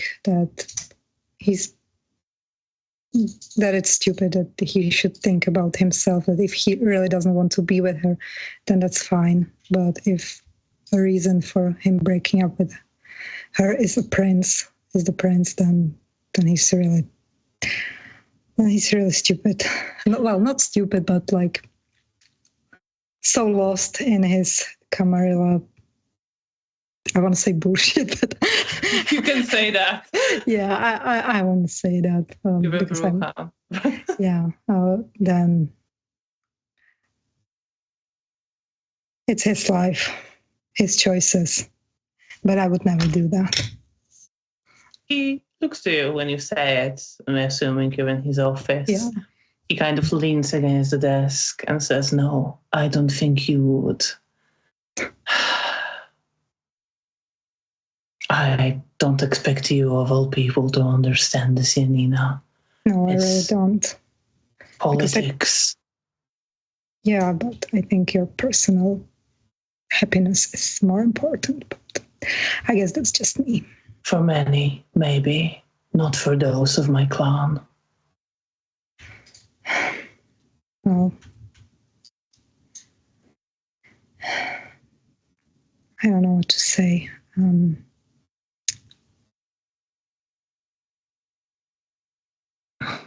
I guess I expected better of you. Well, in Well, that case, I'm glad at least you were honest with her. I had to be. You were right. I did not want to hurt her. That's what kept me from saying something earlier. I understand not wanting to hurt her, but I still don't understand. I don't think you are the person who could, Janina. Yeah. And I think I will disappoint you many times in the future. I'm getting used to it. You're just a Ventru. And I give him a sarcastic smile. He kind of smiles, but it's very joyless. And you see there is this guilt on his face and discomfort. I will stop torturing him, roasting him. And stop at that. But I'm sure you have many opportunities. Yeah, I'll probably tease him about the ways of his clan in the future. Yeah, I think that's gonna be my way of fun. It's like I'm not being mean. It's just more like when he teases me about being a bruja and emotional, then I'm gonna toss the ball back at him. As it should be between the two clans. Bea, how are you coping in the next night? What occupies you? Is there someone you look for? I think I've been trying to spend more time. Sorry? Oh, are you sorry? Very quiet there. I think I've been trying to spend more time with Roman. I think I've definitely spent some time away from Elysium proper. And it's been a bit hard for me to remember who everyone kind of is and how I relate to them. Yes, your memories are fading more and more with every night. I imagine I've spent a decent amount of time sort of on the balcony people watching in the hallway, but I've not been going into Elysium proper. Especially after Antonia ended things, I couldn't really deal with if Stefania is going to be there, which I presume she is. She is. You occasionally get glimpses of them, but they don't, they seem to gather at the Elysium. You occasionally see them walking up the stairs or down the stairs together. I generally look away. And it's starting to get to a point where I can't quite remember exactly why he ended things. And I know that in future, I'm not even going to remember necessarily what happened at all. I think I have to spend some time almost grieving the memories of us being together before they've even faded yet. Do you write them down, or do you choose not to? I think I've written them down, but they're in a bedside table. I don't carry them with me. I've been too scared to get rid of the notes. I don't want to lose them entirely.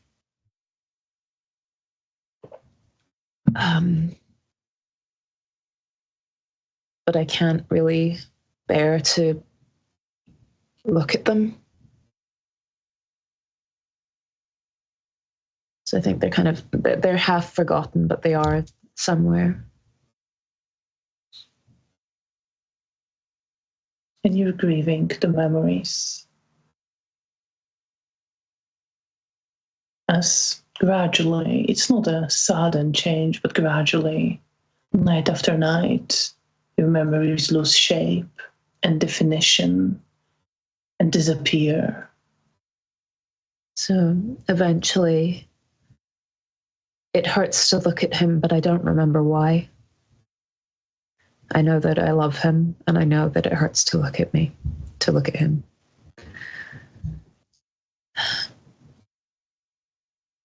But I think sort of after a while, as things start slipping further away, I'll sort of start returning to Elysium. But I'm definitely quite quiet and withdrawn for a while, in a large part because I'm struggling to remember who people are. That probably becomes somewhat obvious to anyone perceptive quite quickly. But yeah, I'm trying to spend time with Janina when she's around, although I imagine she's going to be very busy now. Now that you've got 2 jobs. And if Roman's ever around, although given how frequently he's been away. He goes away. He has his tasks, but he comes back more often, you notice, after he learned what happened, and keeps you company, being his joking self. I'm very grateful for him. I think after some time, I'll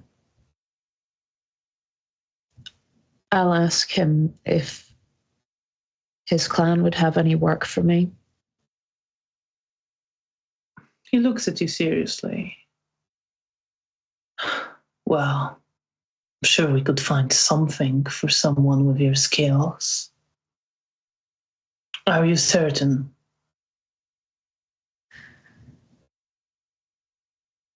I need to do something, Roman. I can't just stay here and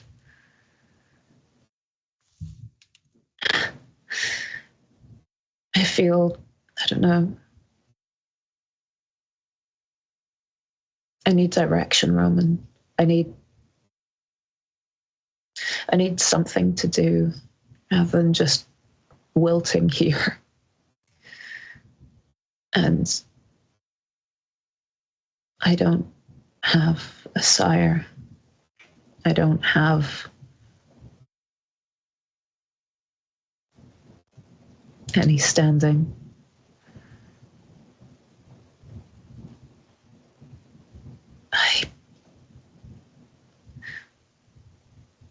And the one thing that I've been trying to keep with me with my notes is the fact that I'm afraid of the Tremere. I can't quite remember why. Oh, there's plenty of reasons. No. Write down. Don't need to know why. Roman says so.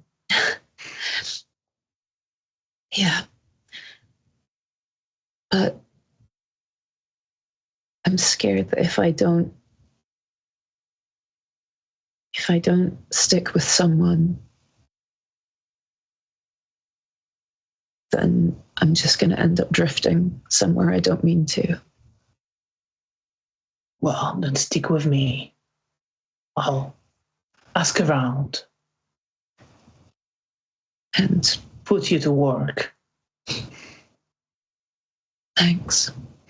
And he smiles. Don't worry. I'll have your back. And I'll give him a hug if I can.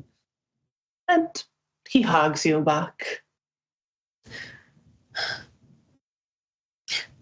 And with a sort of half-joking laugh, say, if I'm going to be put somewhere dangerous, I'd rather have someone tell me it's going to be dangerous. Well, you can count on me in that. I appreciate it. Thank you. And you stay with him, hugging until he leaves and promises to make some inquiries about work for you. Janina. Sorry? And I write that down. No. Okay. Janina. In those days, Zoya comes to see you, finding you on the way to your room as you're coming back from one of your chats with Antoni. And she gives you a smile. She's leaning against the wall. Janina. Hey. I've been meaning to talk to you. I've been meaning to talk to you too. Glad you're in one piece. Yeah. I'm sorry I couldn't help you on your mission. Well, to the contrary, I heard you got the fucker. I did, and I put like a bit of a smug smile, but it's more like joke smile. Well, I just wanted to congratulate you. I killed that bitch, the Athamite. Yes, I heard that. So they're gone, those who killed our friends are gone. Yes, we avenged them. I'm glad for that. I heard about your promotion. Unexpected, but I guess I can give it a go. Well, I'll see how long that lasts. And I choke. That's a smile. When Antoni kicks you out for insubordination and disorderly conduct, can come hang out with me. I will. I was wrong about you, and I'm sorry. No, I've been very reckless. I didn't know how much was at stake. And I'm sorry I caused so much pain with my recklessness. Well, it is done now. No. And I know you lost people through it too. I did. I've lost so many. All the anarchs are gone. Nina's, well, she barely was one of us at the good times. But I think you would have been if things turned out differently. Maybe they still can in the future. Maybe. Maybe we can. I hoped to get Oscar out of there, but I couldn't get in. He wouldn't be the same. I saw him and he was gone. I'm sorry. It wouldn't make any difference to him, unfortunately. Then it's just the two of us and Isidore. Yeah, maybe we can one day rebuild a new anarchs. And I'm sure Isidore would run away from his political position. Oh, I'm sure he'd love that. But I think he's too much of a good boy. He's too responsible for it. Yeah. He hates it. So I point it out whenever I get a chance. Yeah, that sounds like the right thing to do. You know, don't let him be too comfortable in it. No. Remind him of his And neither do you. After all, what kind of Bruja would we be if we didn't keep our Primogen on his toes? Yeah, of course. He wants to talk to you. Oh, of course. I would love to talk to him. I will see him when I can. Do that. I will. And she extends hand to shake your hand. I shake her hand and pat her on shoulder. She pats you on another shoulder. It's good to know you, Janina. Bruja bros. Yeah.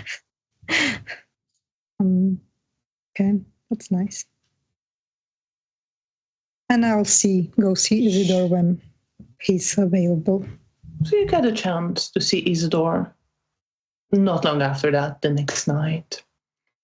You come to the room that he still shares with Zoya. She's out at the moment, but he's there. Hey. Janina, I heard what you did. Congratulations. Thank you. What do you mean? You mean killing the Simichi or the promotion? And I give him a smile.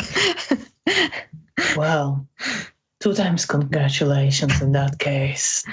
Thank you. I'm glad to see you safely back. I'm glad to see you safely back too.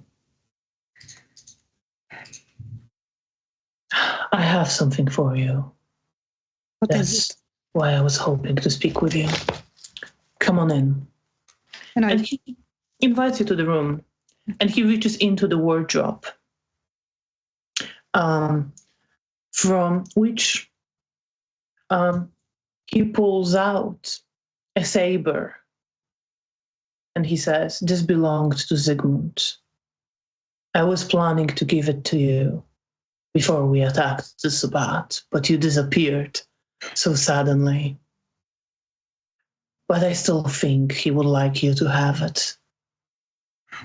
It's pretty, and I take it. You take it. You see, it's a quite simple design, but there is an engraving of a helmet and a crown on the hilt of the saber. And it's it feels very comfortable to hold. You've never fought with a saber, really, but can hold it quite easily. Okay, I will look at it for a moment, I'll hold it and just smile and look at Isidore. Thank you. It means a lot to me. I'll keep it safe.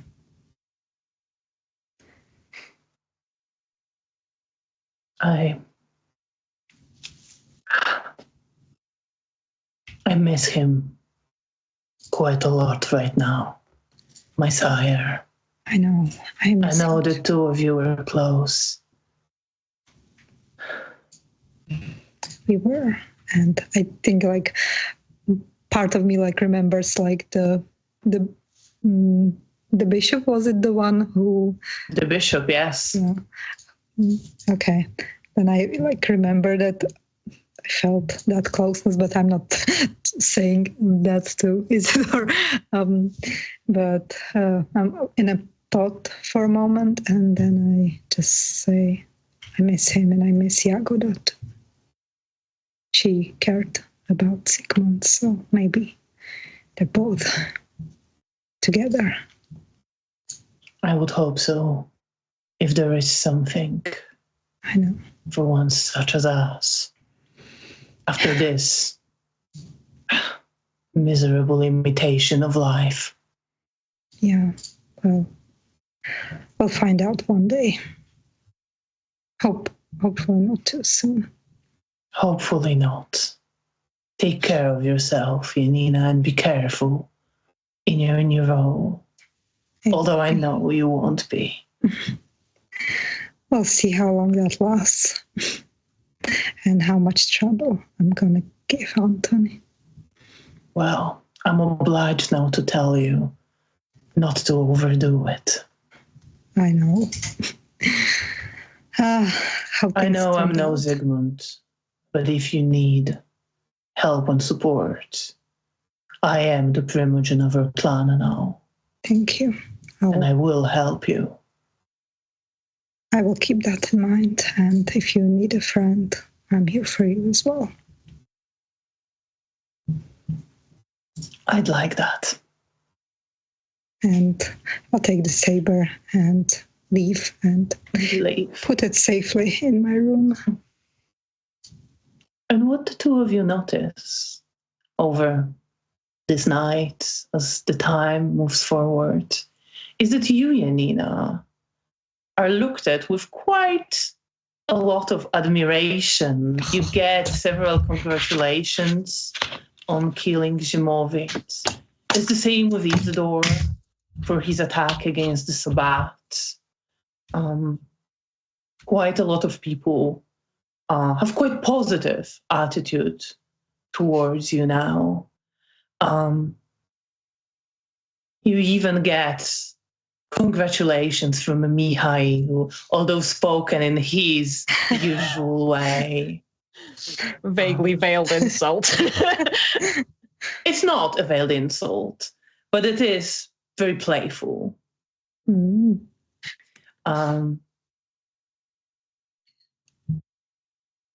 But you think genuine.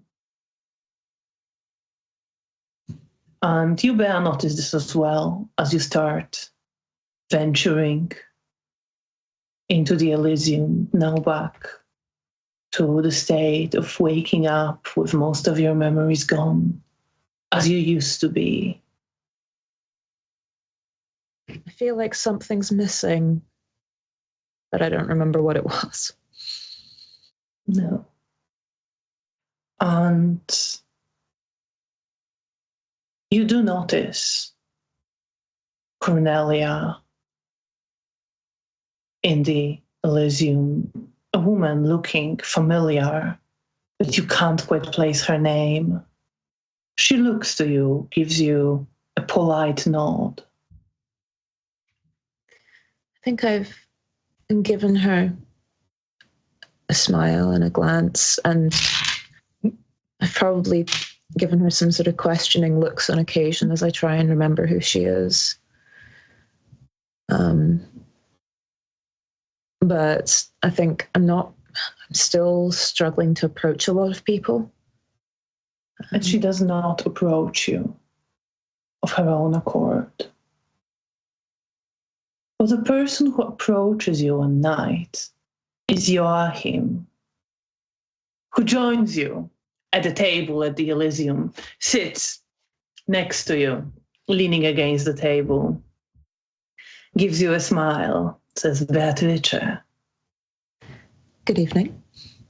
And I give him a smile, sort of matching the energy, but again, I don't remember his name.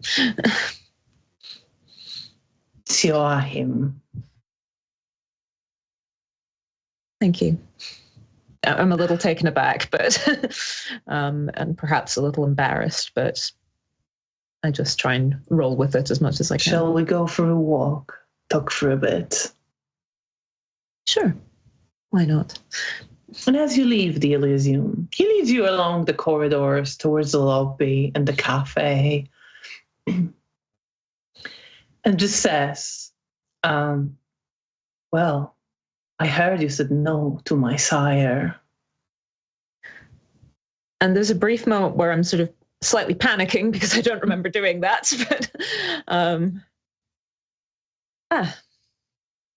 no hard feelings from me. That's understandable. But I made a promise to remember certain things for you. And I felt it my duty to remind you of the good times we had together. And in a sort of joking manner, he tells you about how you together assembled the scenes of murder and violence during the Sabbath attack on Hotel Bristol, and your visit to the destroyed chantry to see the deaths of, he says, most people he knew in the Camarilla. And says, but there were also good times. You mean you don't consider those good times? I'm shocked. Well, we seem to have a thing of being joined by the most pleasant of circumstances. You have no idea who I am right now, don't you? And I think there's a brief moment where I try and sort of keep up the sort of composure that I have, and then sort of go, I know that you're familiar. I know that I liked you. I don't mention that I was cautious of him, but but everything's back to being a bit of a haze now. Well, I noticed you're very lonely in the last night, and I don't think someone such as you should be. But honestly, you've been a friend to me. And if you'd like that, I'd like you to take you out sometimes. The city is slowly rebuilding. There's some concerts in the evenings now. There may be galleries, maybe a place where we can dance, or anything you like. I don't really expect anything, but a company would be nice. I'd like that. Thank you. And I put a hand on his arm. He puts a hand on you. Well, it's a date then. Is it? Well, we'll see. And I smile at him. And he smiles, shakes his head, but don't worry. As I said, I don't expect anything from you. Still. Just offering friendship. Can I try and read his expression? Yeah, sure. Roll perception and empathy, difficulty 6. Given the cautious feelings I still have slightly. I've got a couple of 10s in there. Would insightful apply here? I don't think so. He doesn't really hide anything. All right. In which case, just 4 successes. 4 successes. That's still enough. So you see there isn't really an ulterior motive behind it. He seems pretty relaxed, pretty... he would like to hang out with you. You think he might be interested in you, but not... you don't think he's in love or anything. He seems to be looking for a companion for some good time, and he seems to genuinely like you as a person and wants to hang out in whatever capacity. In which case, I relax and I take him up on the offer. And he takes you to a concert that has been put together in a building of a theater that was not destroyed during the war, where some of the musicians in the capital assembled and are playing some classical music. I think I really enjoy it, actually. I obviously don't remember the last time I was at a concert, but it's nice to just do something and feel like I'm living. It's nice to have company.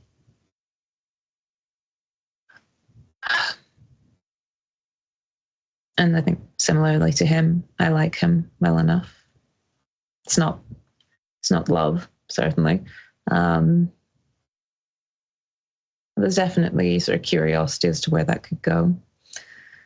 And I think pretty quickly the sort of cautious feelings that I have start fading.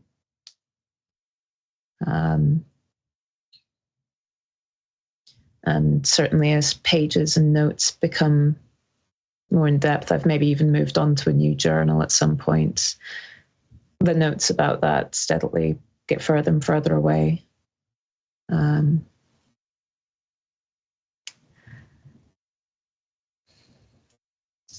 you begin to spend some time together. Janina, before too much time passes, after your conversation with Isidore, you are invited to speak to Katarzyna Chodkiewicz, the prince of the city. I was about to ask, who is that? The prince of the city. Yeah. Wait a moment. Sorry, I need to drink. No worries. Just showing up, going, who are you again? Yeah. No, that's what Bea would say. No, Bea wouldn't say that. She'd be thinking it, though. Yeah. Okay. I will go when prompted. And you enter the prince's office at Hotel Bristol, and you see Katarzyna. Is this my cue to try and find her for the last time? for the funsies. No, I'm joking. Well, we'll see how it goes.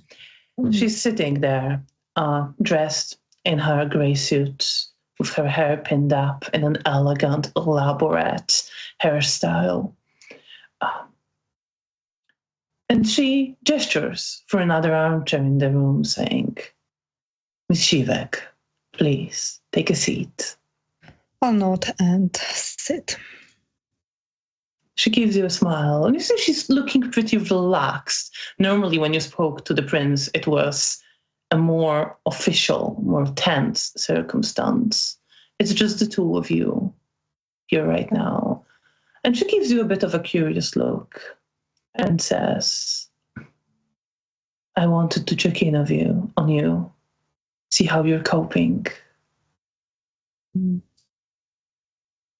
I'm doing fine, I guess. Consider everything. I'm glad that my sister's safe and that a lot of my friends are safe. She nods at that and says, I've been told you've done a great service to the Camarilla.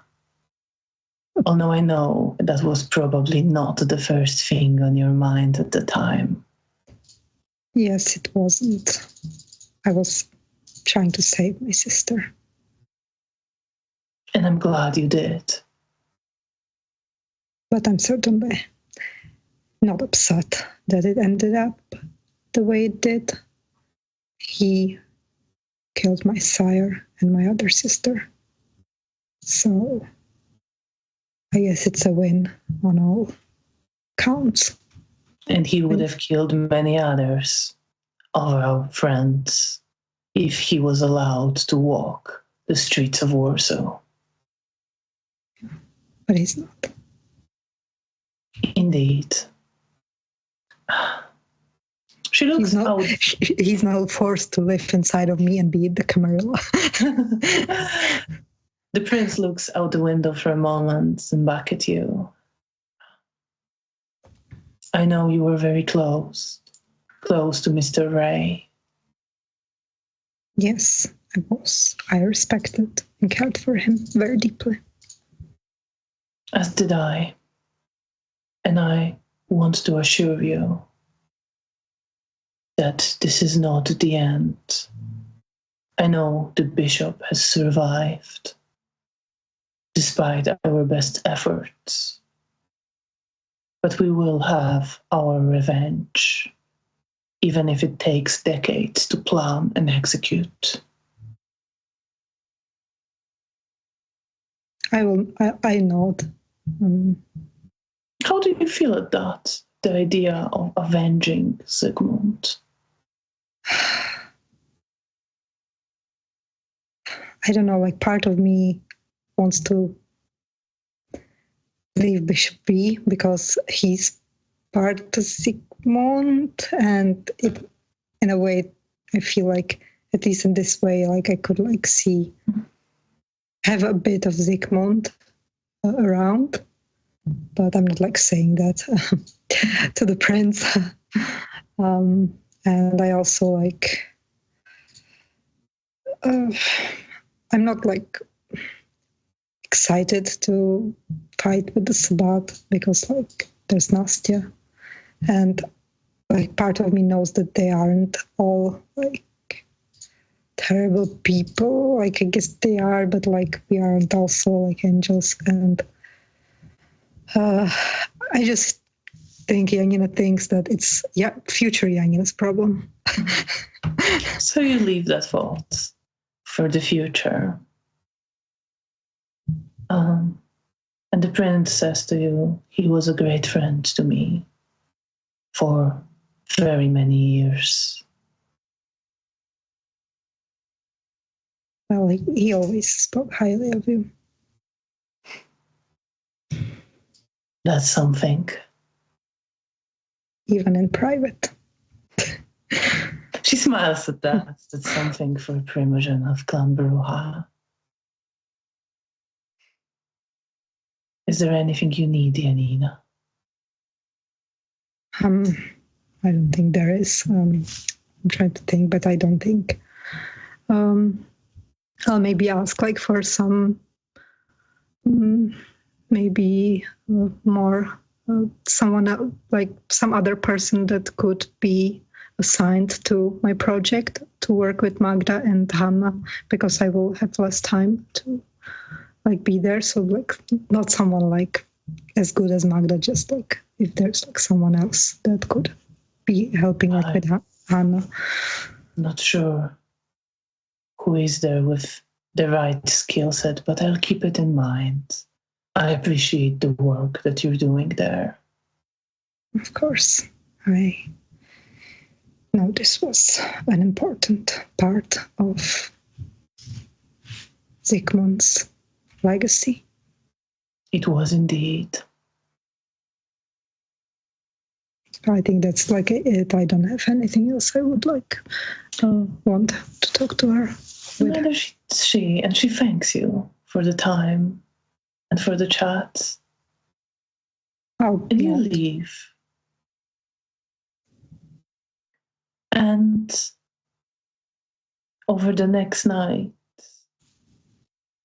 you learn the news that the bishop survived spreads, but you learn that the Camarilla's attack on the Sabbat at least stopped its offensive in the city.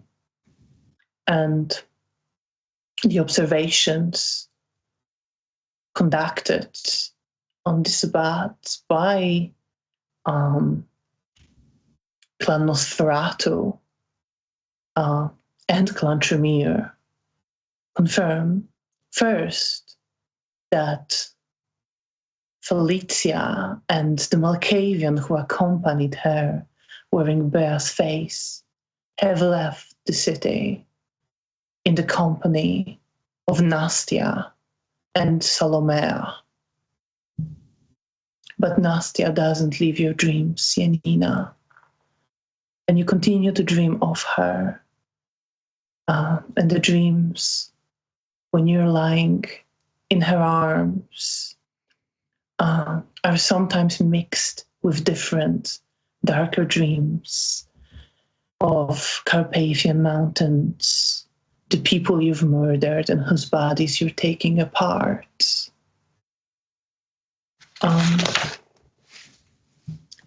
And time passes, and some nights later, to great relief of everyone, Clan Tremere and Clan Nosferatu confirm that Lady Leocadia has left the city. The Camarilla seems more secure, and with the Sabbat threat contained, people seem more relaxed, but pain after the loss of so many still lingers. You see Diana, Lucian's child, is devastated. She spends a lot of time on her own, writing music. And one night, when you're both there, many people are there, she performs in the Elysium with the music written to commemorate her sire and his lover. And as she plays a melody that tears at your soul with sorrow, a certain softness, she's crying while playing. And in the following days, she starts wearing Lucian's saber, recovered from the ruins of the mansion of Lady Leocadia. Clemens, the Nosferatu hound, leaves his position and is allowed to leave by Antoni. Retired. Yes. He is replaced by Omen Nosferatu, Ada, who starts working with Antoni, while Clemens retreats to live in a ruined church, saying that he wishes to pray for forgiveness for what he considers to be his sins committed during his service to the Camarilla. Elisa, Rahela's friend, disappears in a newly established chantry, the location of which neither of you knows. Mihail sometimes plays Bruno's music in the Elysium, now in a less ostentatious, confrontational manner, but with a certain sadness in his face. And you, Janina, notice, as you are visiting Antoni, that he keeps things belonging to various people that you recognize on his desk. There is a measuring instrument you saw Jagoda carry, as well as her dark glasses that he keeps there. A cap that Daniel would wear on his head is there. There's a scarf that you've seen on Elka, the previous Bruja hound, before Daniel, who died during attack on Hotel Bristol. There is a cufflink that belonged to Lucian. And you also see an old, tired gun that you recognize on one belonging to Leonard, the Malkavian you once brought to the Camarilla, who was bloodbound to Antoni, who took responsibility for him and who died during the attack on Hotel Bristol.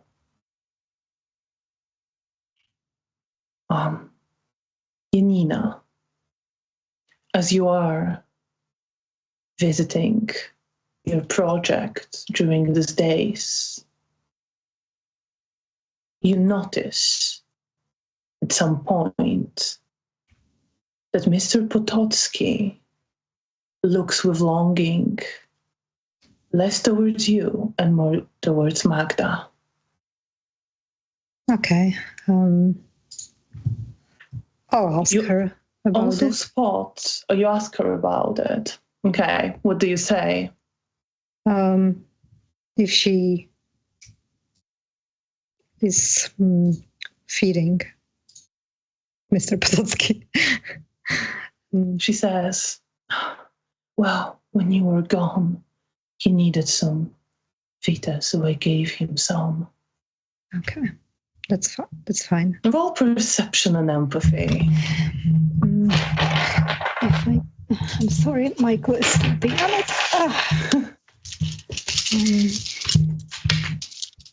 Do I still have my penalties, or did I? No.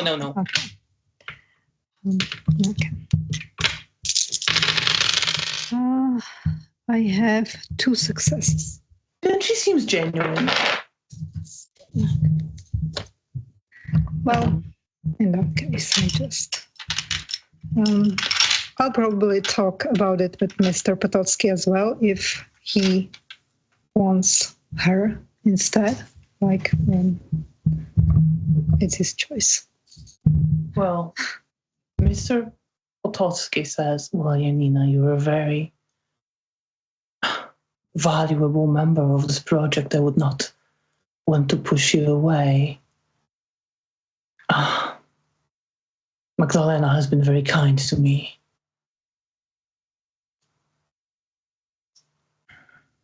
Okay, I just want you to be happy and comfortable. I am comfortable. Roll perception and empathy. What's the difficulty? 6.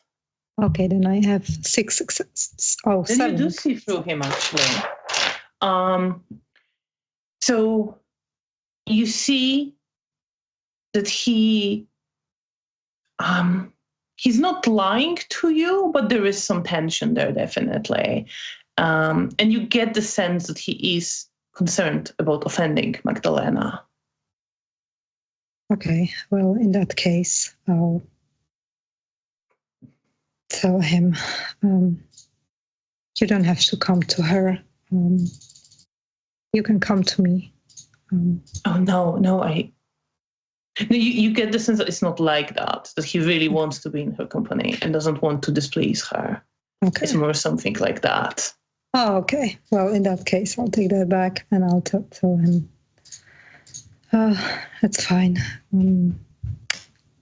Well, whoever is around when you need to be given a vita, do it. And I assume that she's gonna be around more, but I don't know.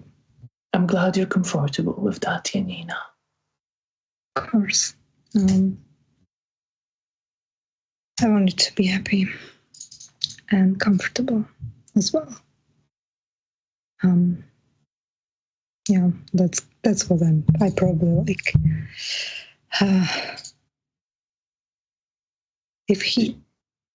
I feel like I let it go.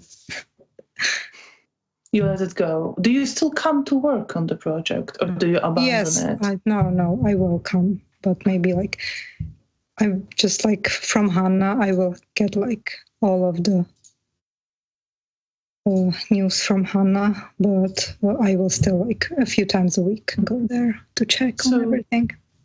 Hannah tells you that Magda is there and she was accompanied by some older woman, and from the description you recognize the Tremere who arrived from Vienna with the current primogen of the clan, who seemed like, Hannah describes it as Magdalena's boss. Now I'm gonna kick Magdalena out of the project. No, I'm joking. Who was there. And you hear of some other people who came in to help as well, whom this woman brought in. Okay. Do you fight for your project, and how, as you realize that Clan Tremere is slowly pushing you away from it? I would ask Anthony about like how to approach this. All right, so you go to Anthony. Yeah. Thanks. Right. Janina, I think, we can definitely, you have a good standing. You have a lot of weight behind you. I will speak to the prince on your behalf. Thank you. What do you wish to happen? Do you want them to leave you in charge? I still want to be in charge. Magda is good with her job, and I want her there.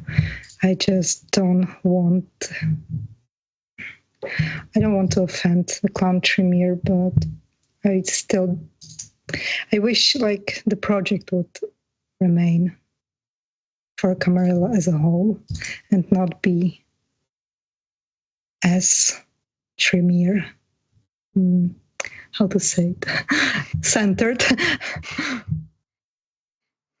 I want someone from other clan to help there as well. Like Magda can stay. Like I want her there. All right. I will speak to the prince. Thank you. On your behalf. And he does. And in the next night, nothing is said to you as such, but you see that some of the people who were brought there disappear. And Magda still keeps coming, but she's there much less. She's not there every night anymore. Good. And Mr. Potocki is still there, but he distances himself a little from the project. He helps Magda mostly. And you and Hannah are free. She stole my ghoul. Yeah. Dear Hannah are free. Well, you only gave him blood twice. I know. You and Hannah are free to lead on it, thanks to Antoni's and Prince's intervention. Okay, good. At least they're good for something. Meanwhile, Bea, as time passes, sometimes you still wake with nightmares, but your nightmares change. They're still full of chaos and bombs and fire. but air now smells of blood and cold grave. And in the smoke, in the carnage, in the fire, you see two pairs of eyes looking at you with cold contempt, one deep of regal blue, one pale. And as you're running and falling through the rubble, you feel yourself falling deeper and deeper into darkness, and you feel worms crawling on your skin, digging into your flesh.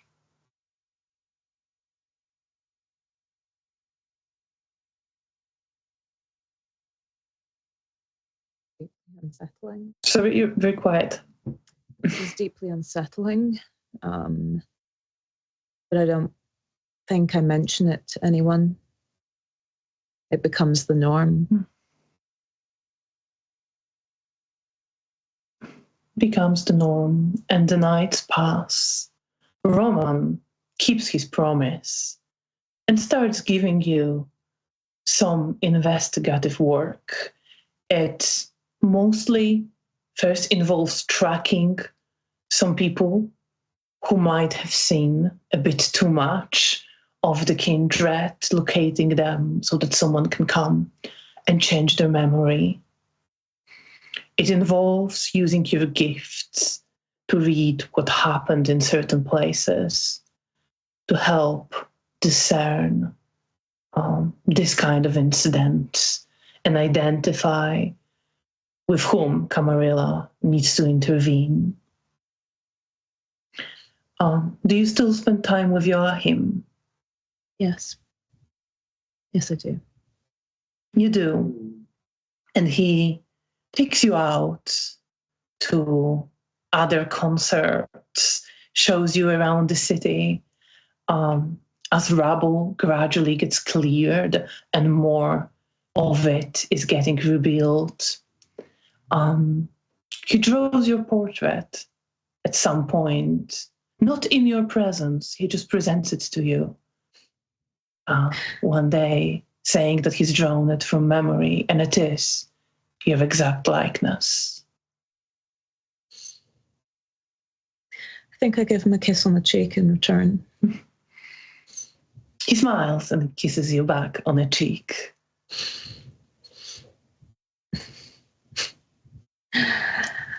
I'm very jealous. You're so skilled. Well, a lot of time to practice. I suppose so. Thank you. Of course. Do you think you could teach me any of your skills? Well, certainly the drawing. Fair. Got to keep some secrets after all. And he starts teaching you drawing. And it takes a while.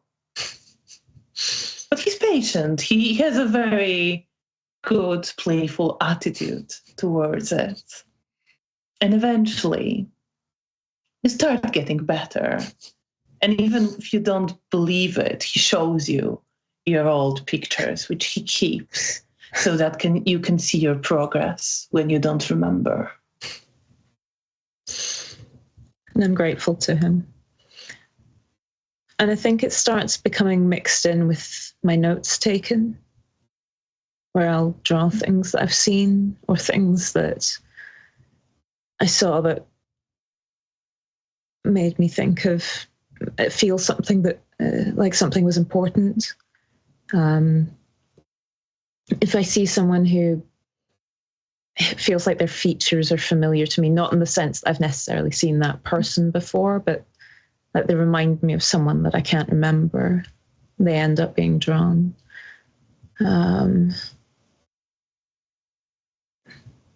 Sometimes I draw some of the things that I foresee or some of the omens that I see. And sort of it's a mixture of both notes and drawings. Obviously nowhere near as skilled as his. But practice is practice.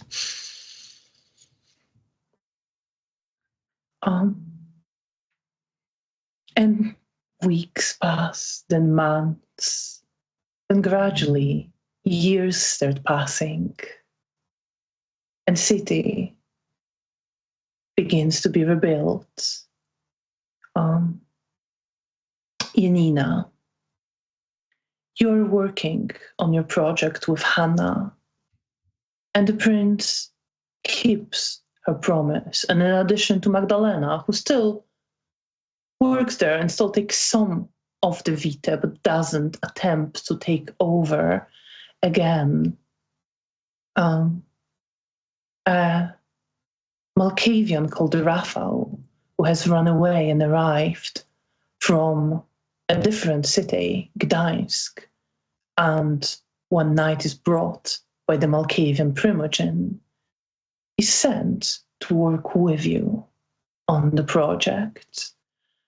And he clearly has some skill in medicine, and is able to take quite a good lead on what is going on. Okay, I think I always I feel like Hannah's becoming more skilled, so I often let her also explain some things to him that she learned, because I feel like I try to give her a lot of responsibility and charge with coming years. Yes, and she indeed learns very quickly. She picks up eventually also reading and writing and becomes fluent at both. I'm so proud. And the project is now under your control again. And as time passes, after a few years, Bea, you are approached one night by Rahela when you're both at the Elysium.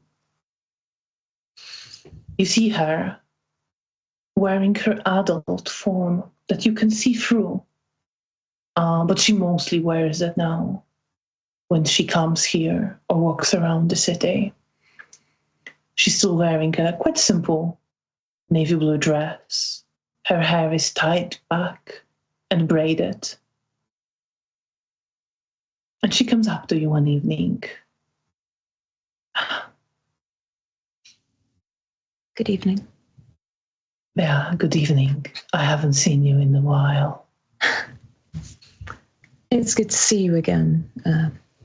I've missed your presence. And I missed yours. I knew you turned down working with Clan Tremere. I'm afraid they kept me very occupied. How is that treating you? It's all right. I can see Eliza, and she and I will make it together. I'm glad. And you see, she looks cold, determined, and serious. And her eyes, as she looks at you, even though you see her child form, her eyes are all grown up and almost cynical and cold. And I feel both sad for her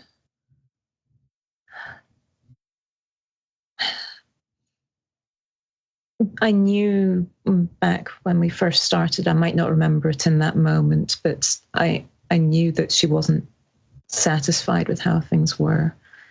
And when she says that she can see Eliza, I'm pleased, although I might not remember who Eliza even is at that point if she's been back in the Chantry. But it's clearly someone important to her.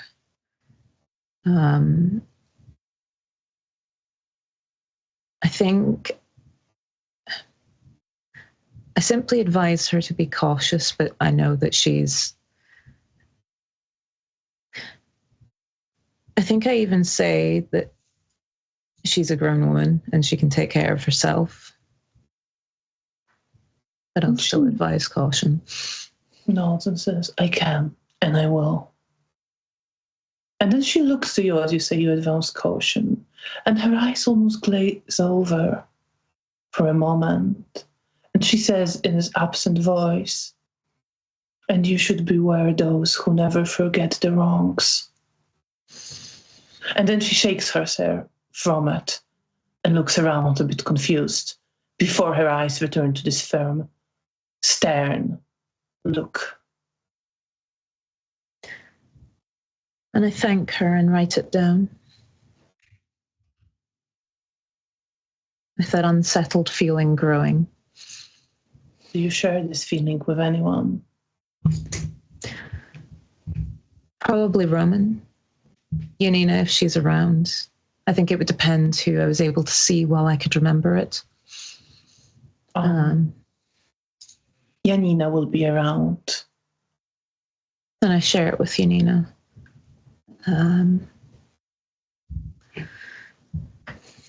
Just, I suppose one evening when we're sat in one of our rooms, probably even later that evening, and I'm kind of glancing out the window when I say that Rahela gave me a warning.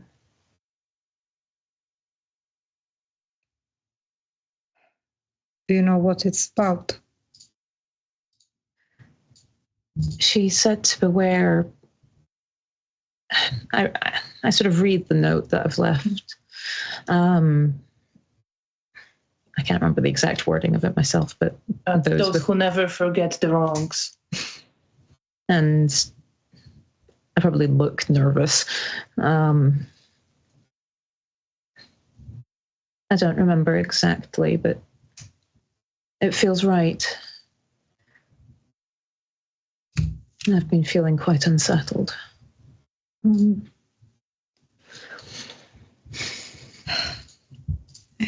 It's gonna be okay.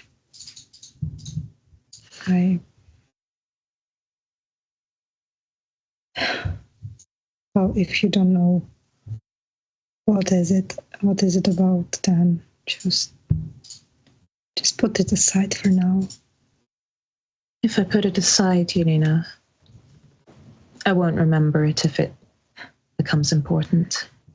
I know, but I remember it. Now you told me. I just don't want you to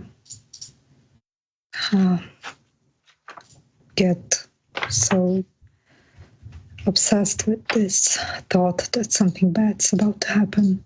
And it might not be a close encounter. It might be in the future. I know you always told me that your premonitions also were like that. Like I'm not sure like what to make of it. So I'm sorry, I'm just confused. That's fair. Sometimes they're even quite confusing to us. I can't imagine. I think like sometimes when the new Malkavian starts working with me, I make sure to introduce him to Bea. So she had a Malkavian friend. And you meet Rafael, who seems very serious. I think sort of my demeanor towards him stays similarly serious, but still with a sort of attempt at some level of sort of welcoming attitude. And he is friendly. He is just a very serious person who doesn't really take to humor from either of you, but seems comfortable in your company.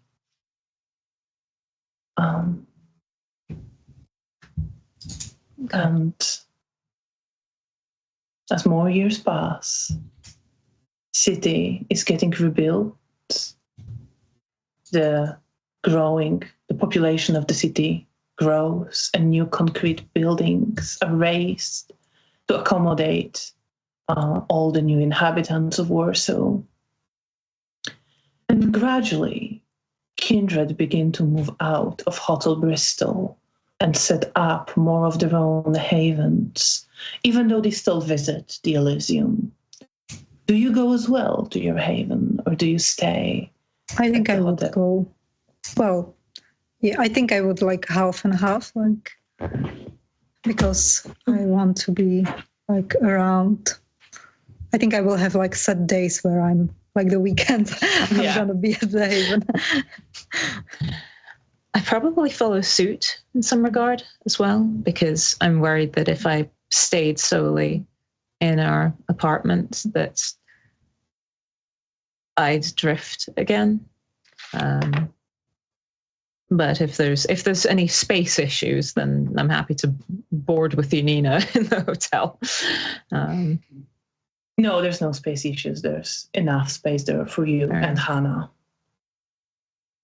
And Bea, you continue to get some tasks from Clan Nosferatu, some tying more to sheriff's work, some to their own troubles, mostly investigative work, mostly to do with mortals. Occasionally, you get involved in helping to establish the knowledge about the Sabbat following the attacks. And you, Janina, are also at the forefront of a lot of that work, working with Antoni, Ada, and Mr. Cernovsky. And you also track down and monitor the activity of the Sabbat. You monitor the mortals who might have learned of Kindred's existence, whom usually are dealt with by Mr. Cernovsky and Antoni. Occasionally, you get into a fight with some of the Sabbat when an attack, but they seem to be regrouping as well. And the city gradually settles into a fairly stable situation, although it is stable but still threatened by the Sabbat. You both learned, Janina, you first, then Bea helped to confirm some of this, that there are now two small packs in the city. First one, made up of survivors, led by Gravedigger. And another one, which I made just later, which is led by Anita, the child of Bishop, and few years later joined by a new pack priest, Casper, a Malkavian. As time moves on, you observe that Clan Tremere rises in prominence in the city, becoming second after Ventru, always at Prince's right hand. And after over a decade, Eliza returns with Rahela, and she starts working with Antoni alongside Mr. Cernovsky and you, Janina. During the time, Prince's child, Evald, who wasn't very prominent at all, starts acting as de facto primogen of the clan, although the prince still formally holds the title. He is also seen with Anna Maria, the child of Mihail, with love on his face, but she continues to return to Mihail. Antoni is with Stefania for years to come, and they spent quite a lot of time together when in the company of other kindreds. Over the years, Isidore is with Nina, and they break up and get back together after some years several times. With him always getting with many arguments with the prince and the rest of the Primogen, and being the voice of discontent among the Primogen without a break incessantly. Lashing out at Nina, who settles more into her clan and wants to become more comfortable, and in turn gets angry with his righteous attitude. But they get back together and split up again. And the city population of Kindred grows as well. More Kindred arrive from other cities in Poland and surrounding countries that fell to the Sabbat. Rafał is one of them, but there are others. More Malkavians are brought by Incertum, the Malkavian Primogen, who appears and disappears, and occasionally smiles at you, Bea, when they see you. But you see that on some occasions, as they look at you, there is a concern in their eyes, but they do not come up to speak with you. There's other new kindred who appear. Roman embraces Józek, who previously was his ghoul. Nina embraces a man called Szymon to spite Isidore at some point. Toriador drama. Antoni has a child, a woman from the ranks of the Communist Party of Poland. And do you do something similar? What do you do during those years? I think I consider it. Although I think I'm maybe more focused on the new Malkavians who are joining and try to help them. I think whenever I consider the idea of siring someone, there's a worry stemming from having forgotten about Edvard. That makes There's a hesitation there.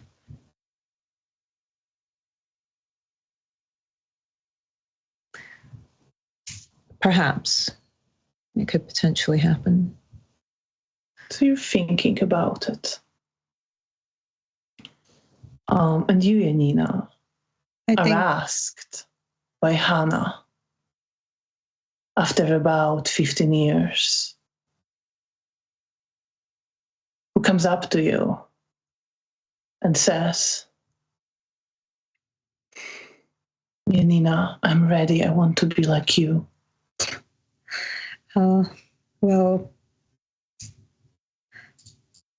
I think I consider it and tell her I'll ask, but I explain if she really knows that it's what she wants. If she's it is what I want. I've seen you.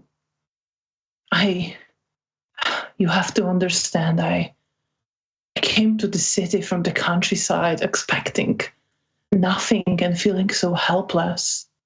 And I see how strong you are and what you've given me. And I want to be stronger. I understand that. To help protect our work. Okay. I think if I know that she really wants to, I will ask for permission. And if I am given a permission to embrace her, I will. You are a hound who's serving Camarilla well, so you are granted permission. In that case, I will sire her. In that case, Hannah becomes your child. Aww, I'm a mommy. Your doting aunt. Yeah. But in those years, there's also kindred who are lost. Rahela has a child who is killed by Sabbat just a few months later. And throughout the grief, her eyes are cold. Cornelia asks permission to leave the city to join Mr. Lubomirski after several years. And she is granted the permission. And transport is arranged for her to go to Berlin. And eventually, in the most dramatic of changes, Magda kills her sire, presumably in frenzy, and runs to the Sabbat, where she is seen by the side of Anita. Okay, I think that's okay. What's your response to that, Janina? I think I'm sad, but I mean, I'm sad that she's gone, because like even though we lost the closeness that we had earlier, I still consider her a friend, and I'm sad that she's gone.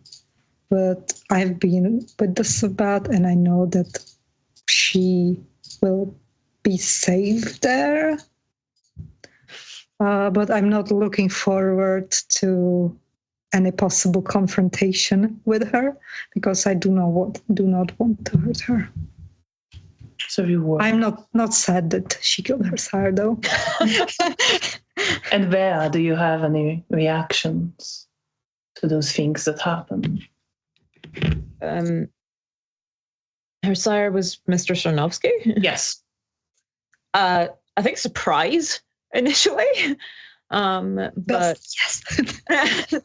there, I think that's a bit of a complicated one. Both kind of a relief that he's not there, but I mean, it doesn't change the fact that there's, I mean, the Tremere Primogen still exists. I also probably wouldn't want to say anything if it would be an earshot of Joachim. I think any sort of feelings I have of sort of negative feelings towards Mr. Stanovsky, I very much keep to myself. I probably wouldn't even mention them to Janina. I think it's deeply concerning. But yeah, I think also the amount of distance I probably had with Magda, I don't imagine we were particularly close. No. But you are close to Joachim, and you see he doesn't quite bring it up in your conversations, preferring to keep them lighter. But you see that he is distraught by the death of his sire. So I focus instead on comforting him and either providing him distractions, or if he needs it, a shoulder. I've probably grown fonder of him over the years. It's possibly even moved into love. Although there's still a deep sadness whenever I see Antoni, and an odd sort of feeling of yearning, but I don't do anything about that. And you spend time with Joachim and distract him, although you have one more in-depth conversation where he shares the complicated feelings about his sire, whom he loved and respected for his knowledge, and on some level feared and failed the weight off his shoulders briefly when his sire died, and the guilt he feels for feeling that relief. I think I force myself to remember my own sire, and I share my feelings of missing her, and how that felt. There was strange feelings of resentment mixed in there. There was feelings of abandonment, but also love. It's more sort of like sharing of emotion as opposed to like trying to make the situation about myself. And I'll quickly bring it back around to him. But I'll hold him. And you stay close to each other, going out to concerts in now rebuilt city, looking at the reconstruction of the old town, looking into the galleries that are now opening. Joachim teaches you to draw, shares his drawings with you, and reads poetry to you as well. And at some point when you're reading, he's reading to you.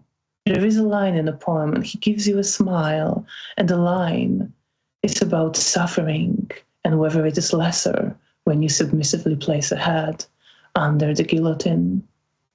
And something rings familiar in that phrase. And you again get a sense of this hand reaching towards you through the harshness and ruthlessness and betrayal with warmth. But you don't remember the context of that feeling. I think instead I simply kiss him. And he kisses you back. Janina, Zoya and Isidore stay close to you and welcome Hannah when you embrace her into the clan. Isidore offers to help you with your project, to distribute the blood to the young kindred who are needed, who are struggling to adjust after the embrace. I will take him on that offer, of course. I trust him. And he gets more involved and doesn't get involved in the running of it, but gets involved in who receives the blood and argues when necessary with the prince and the rest of the Primogen on the behalf of your cause. And in your group, there's gradually a few people who begin to hang out with you more. Conrad, the Toreador, who was friends with Magda, starts moving closer to Isidore first, and then the rest of you after she runs to the Sabbat. Nicola, a gangrel, Maya, another Bruja, and Piotrek, a clanless kindred, a caitiff, all start hanging out around Isidore. And decades later, he mentions to you that he intends to demand a domain from the prince for him and the rest of the anarchs, so that you can have your own place that will belong to you. I'll cheer him on. And he asks, do you wish to join us, Janina? I think I will say yes, but I will speak with Anthony about it and explain it, because I feel like we grew closer working together, so I consider him a friend. You did grow closer. And Antoni says, I would hate to lose you and your help, but I won't stop you from going if you wish to move. I really want You've to. done a lot. And Isidore is still the Primogen of the Camarilla. So even if you go, we might call on your help. Well, that's fair. So you start making preparations to move in with the anarchs. Yes, and I'll leave the haven to Bea. Before that happens, one night, around the time when Janina is considering this, of planning to move with Isidore and his group to the anarch domain, as he calls it, there is a knocking on the door when you are at the haven. Was that Janina or? No. All right. I think I ask who it is. Miss Wozniak, it is Wolf. I open the door. You open the door and you see very thin, kind of gauntly woman standing there in pretty modern but quite cheap clothing. And she comes in and says, I won't take a lot of your time. You've been of great service to my clan.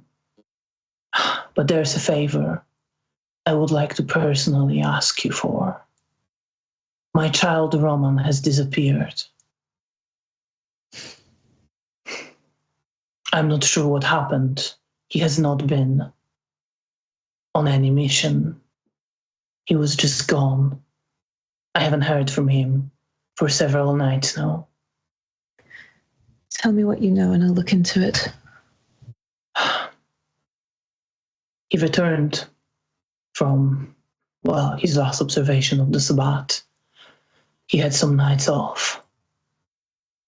I don't know. I'm afraid I don't know very much. I hope that you, with your gifts, can perhaps learn more. I'll look into this.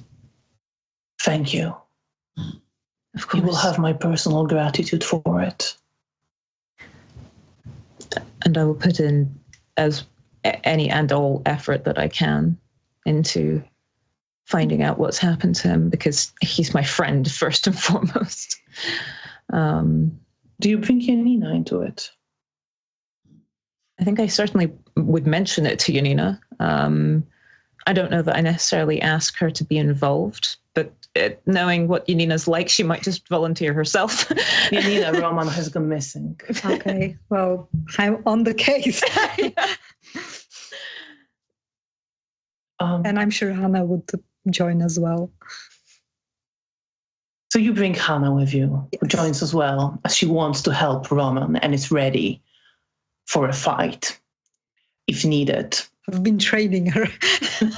You have been. And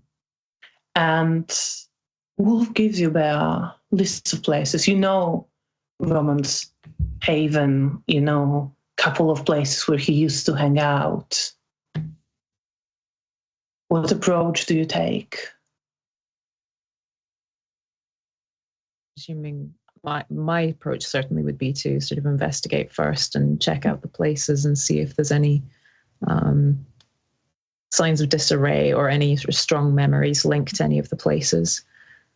So you check the places. There's no signs of disarray anywhere.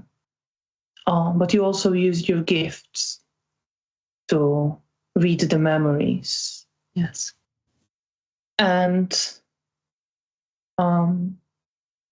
as you're walking around from a place to place, please roll your perception and awareness. And I think we can assume your awareness is now 5 at this point. Okay. Oh, heck. Do I have enough dice? There we go. Sorry, I'm trying to do maths. No worries. Once more, this is Difficulty 8. Or actually 7. 7. If it weren't for all the ones, I would have more, but it's 2 successes. 2 successes. Then you still notice the omen as you're walking with Janina, looking for Roman just before you reach his haven. And on a lit street, you see a puddle, and in a puddle, a dead crow, and you're drawn to the darkness of that image. The puddle seems like a hole in the light cast by the street lamps.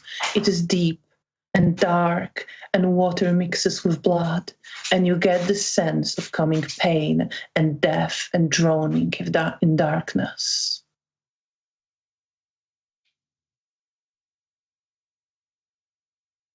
I certainly write that down. I possibly even draw it. I imagine I've even started dabbling with paint or charcoal at this point. And I think that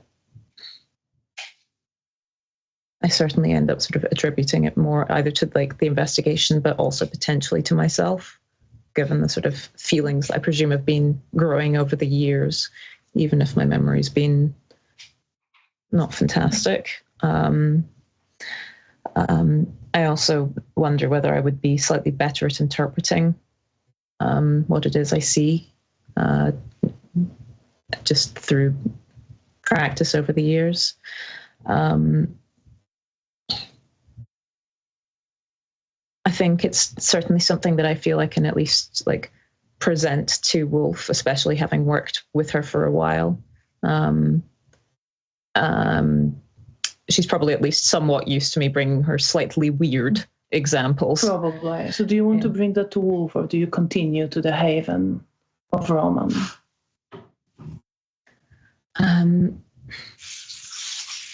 That's before you checked it. Before we've checked it. What year are we in, and do we have cell phones? No, you're in the 70s. In the 70s, then. Okay, that's fair enough. I might use a payphone and pass that on to someone, but then I would intend to go on to the haven, unless I'm getting like active dread that something's in there. Well, I'm sure like if you related to what you saw to Janina and Hannah, we would go investigate. So I guess we're going. We're going. So you phone a number you were given by Wolf, and she doesn't answer, but someone answers and takes the message. And you go to the haven, and there are no signs of disarray there. And it's not empty, there's furniture there, there's Roman stuff. You've presumably been to this place. It is as he always kept it. But as you use your gifts, you uncover an image of Casper, the current pack priest, who's looking around. And roll your perception and empathy on him with difficulty 8, but unopposed. Perception and empathy, and my empathy. That was my awareness was up to 5. That's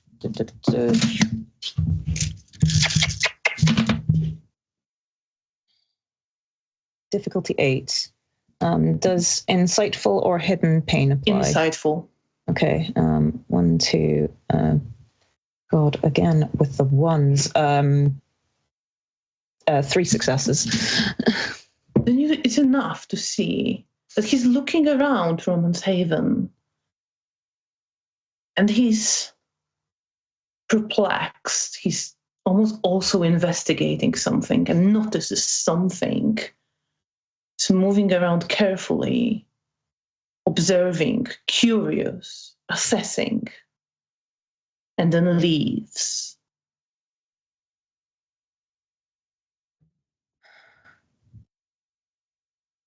Now imagine when I look at him, I feel this sensation that he was important. I feel sadness and guilt when I look at him, but also some fear, I imagine, after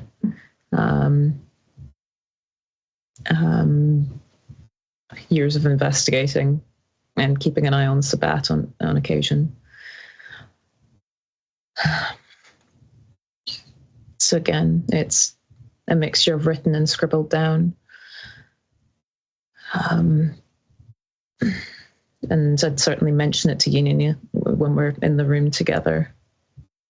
Although I don't remember. Well, we should find him and learn what he knows. I don't know if we should rush into this. As I want to find Roman. Maybe I should be the one to try to speak to Casper.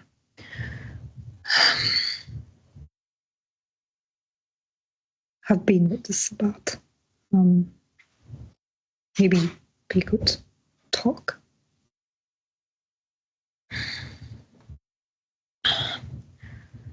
I just want to find Roman. I know, and I do too. I just have a very bad feeling about this. This is Hannah. I just played my hand. Surrounded by Bruja. I don't say that. You brought another Bruja along. I brought 2 Bruja with me. What did I expect?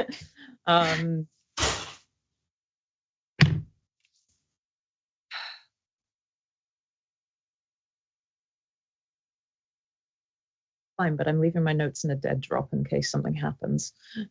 Right. That's fair. I presume I've got places that I leave things occasionally that members of the clan can pick up. Yes, you are in touch with your clan now. And they each have their own problems. Many struggle to adjust. But Raffle continues to be a good company, and a couple of others as well. In which case, I leave some notes there for if anyone can follow up the trail or let someone know what's happened to us if we vanish. And yes, I will follow the two enthusiastic Bruja to look for our friend. So you start tracking Casper, and it takes you a couple of nights to locate him. But eventually, the trail leads you to a park in Old Warsaw Citadel that used to house government and military buildings, but now has been converted into a park with red brick buildings and trees and grass. And you're walking through that scene, and you see in the distance Casper turning over his shoulder, looking at you. And Bea, roll your perception and occult. Difficulty 6.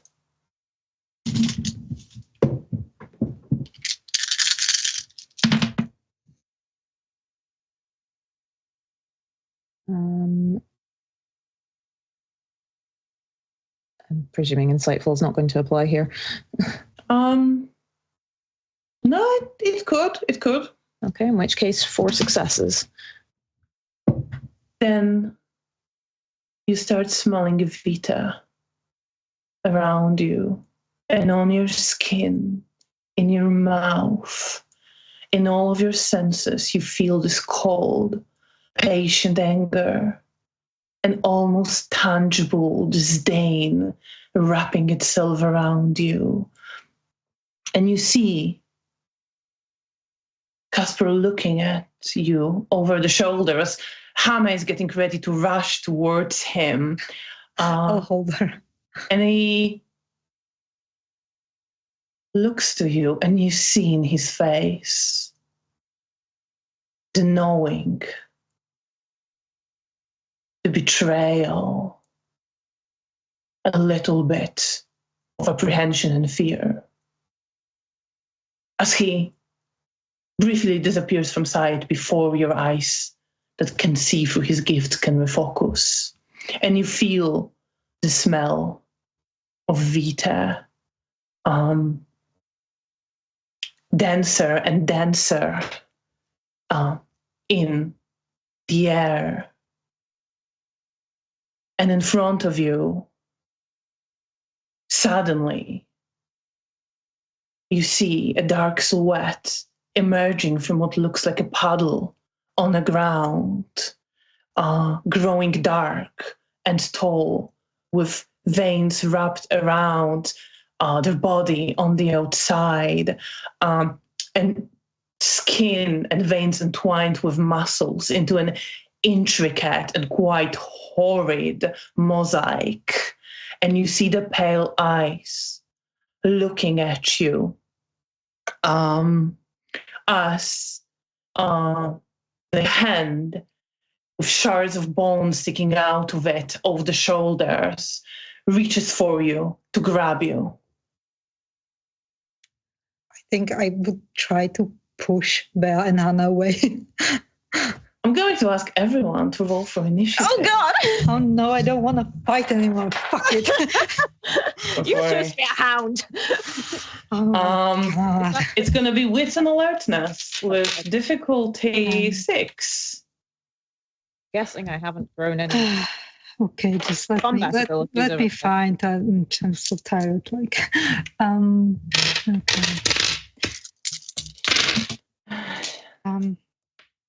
What's the difficulty, or like A 6. And your Sure, tens I will be. also I have 110 and four successes. So you have 4 successes, but one of them is 10. 5. Okay. And Bea has 4. And Hannah. So for Hannah. Oh, my poor Hannah, I shouldn't bring her along. Hannah has 1. Oh, my The poor person girl. you're up against has 5, 6, 7. So Front row. they go first and grab you, Bea, and you feel the extremely tight grip around your body, pulling you close. Janina, what are you doing?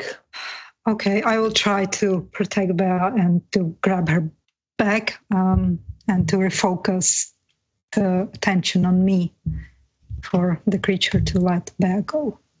So what do? Do you just try to pull Bea out of the hand of this person? Or do you try to attack? Do you try to... I feel like I'm wise enough to know like we don't have a chance with this thing. So I think I glance at Hannah and just tell her to run. And I will try to I want to help to get Bea out of its grip so we could run. Then roll your strength. You don't have any penalties. I'm assuming you have your willpower and stuff. My God, what's that like? Okay, so I don't think I've had I more than... spend the willpower to have my potence? A blood point, yes, you can. Yeah, You can have automatic successes from your potence. Okay, in that case. I don't think I've had more than 4 willpower for, I want to say, 2/3 of the campaign. Okay, well, it's my potent successes and then 3 successes from... So 8. Yeah. I'm still assembling my... Oh no, that's not what we want to hear. my dice pool. Sorry. It was nice knowing you. Farewell. Well, they could roll badly. But I'm not really, sorry. Yeah. I take it we haven't picked up any other disciplines over the years. Well, you may have, but Janina can't go higher on potence. No. They can't help you now. 5, 6, 7, 8, 9. Which is 1 more than Janina. God damn it. So you don't... Well, it's closer, It's pretty close. Great. So you don't manage to pull Bea out of their grip. And you see Hannah look... I'll tell her to just run, that she doesn't have a chance. Hannah looks to you and looks to Bea. Just run. And I think she doesn't. So I'm gonna... Like sire, like child.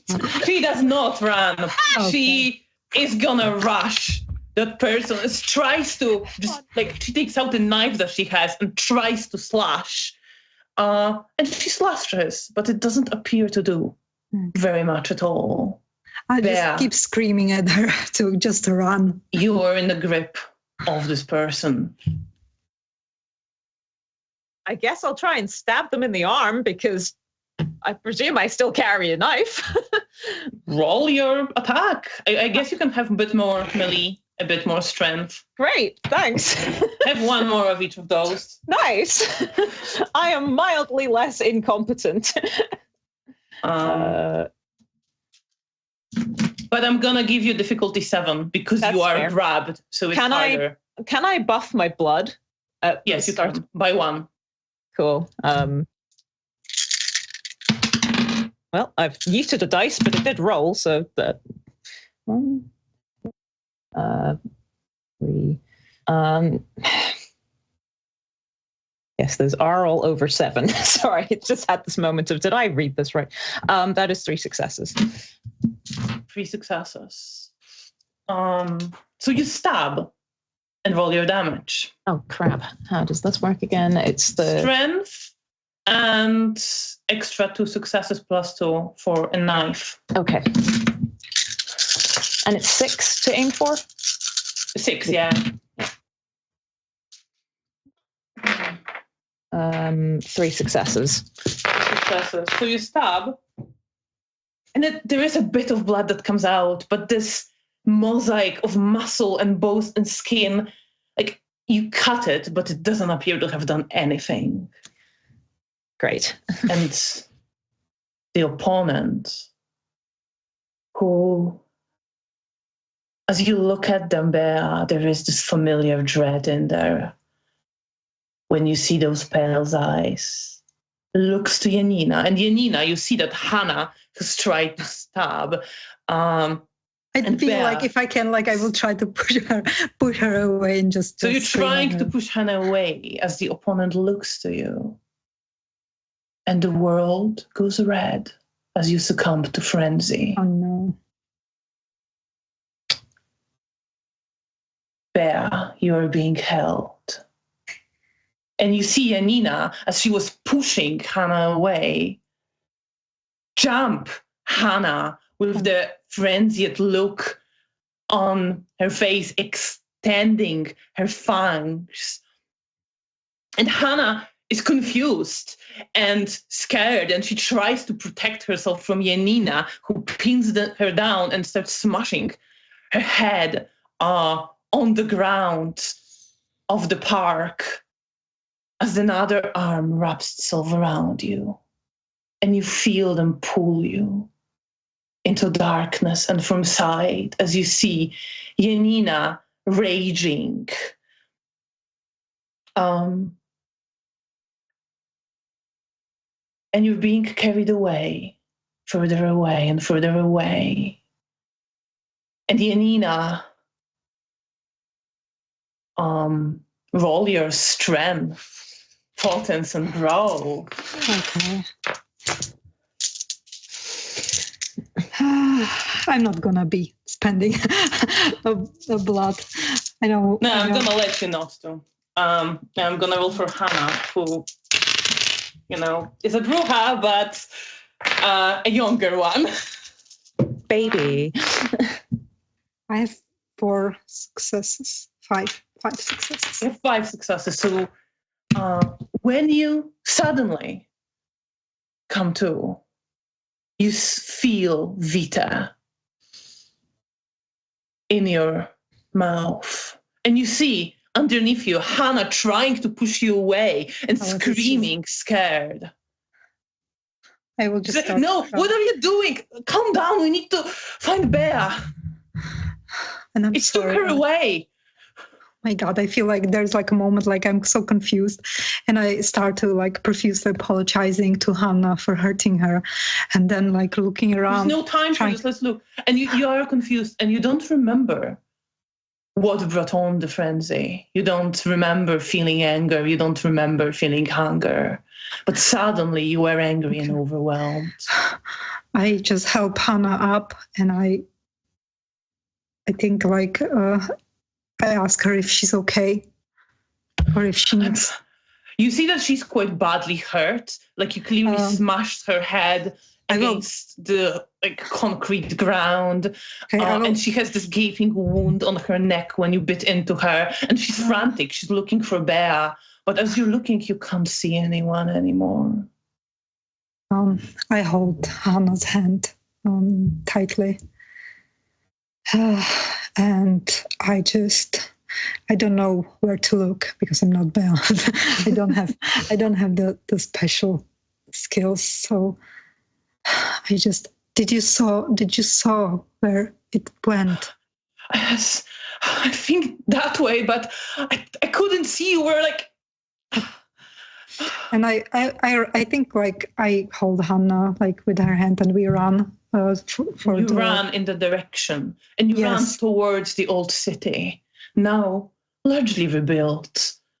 And you ran in that direction looking, but you can't see a trace. And Bea, you see them running past you. But but someone places a hand on your mouth to stop you from screaming. I try to bite. You try to bite. Well, let's give you a strength and roll. Oh, wonderful. Do I have any brawl, or am I still pathetic? You can have one. I can have a single Roman brawl. has been teaching you stuff and helping you around. I can have my sad, pitiful 4 dice. Difficulty is gonna be 6 on this. I have an 8 and a 10. I've got 2 successes. So you do bite in. Do you want to start draining blood? Yes. So you start draining blood. And please roll your fortitude for me. Oh boy. I got a success. If it's 8. It is going to be a success, but you're still going to take a couple of points of aggravated damage. Oh, that's spicy. 2. Well, actually, 2 per round.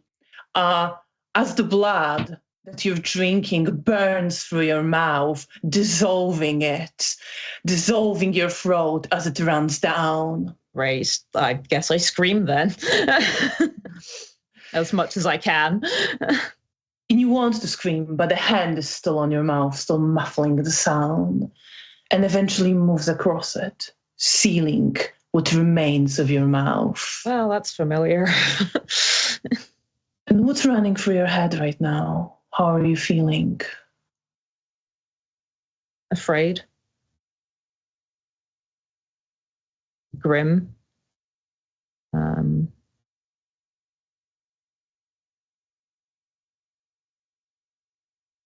I think this stupid thought flits through my head of, I guess I'm not seeing Roman again, which feels ludicrous in this moment. But it's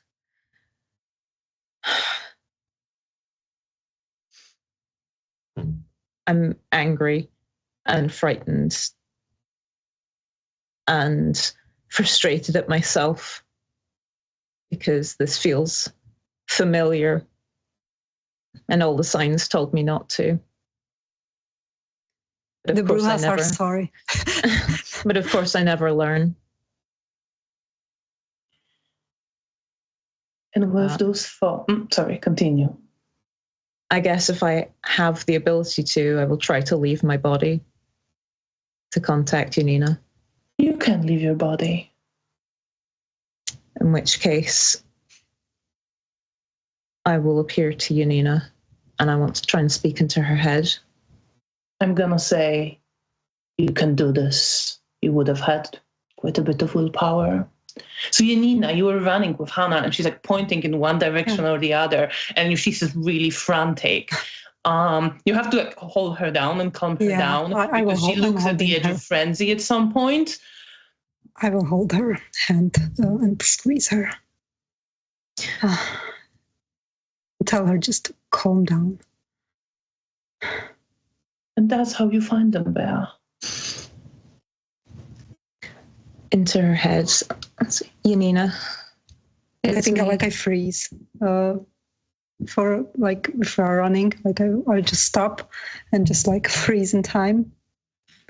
When I hear Bea, and I look around at first, like they have me. Their blood, it burns. It's melted. They've covered my mouth with my skin. What should we do? I think like I would say it out loud. Get out of here. I can't fight her. You can't fight them. You can't fight what you can't see. And I think I project sort of the image of them running past as my mouth was held shut. But I imagine they moved on for faster than anything could happen. You can't see them. I think like when she starts to say it, like I feel like I'm starting like to cry. I don't want to leave you. You're my sister. I never left you. I'm asking you to leave me now. Do you not want us to fight? I don't want you to die. And I just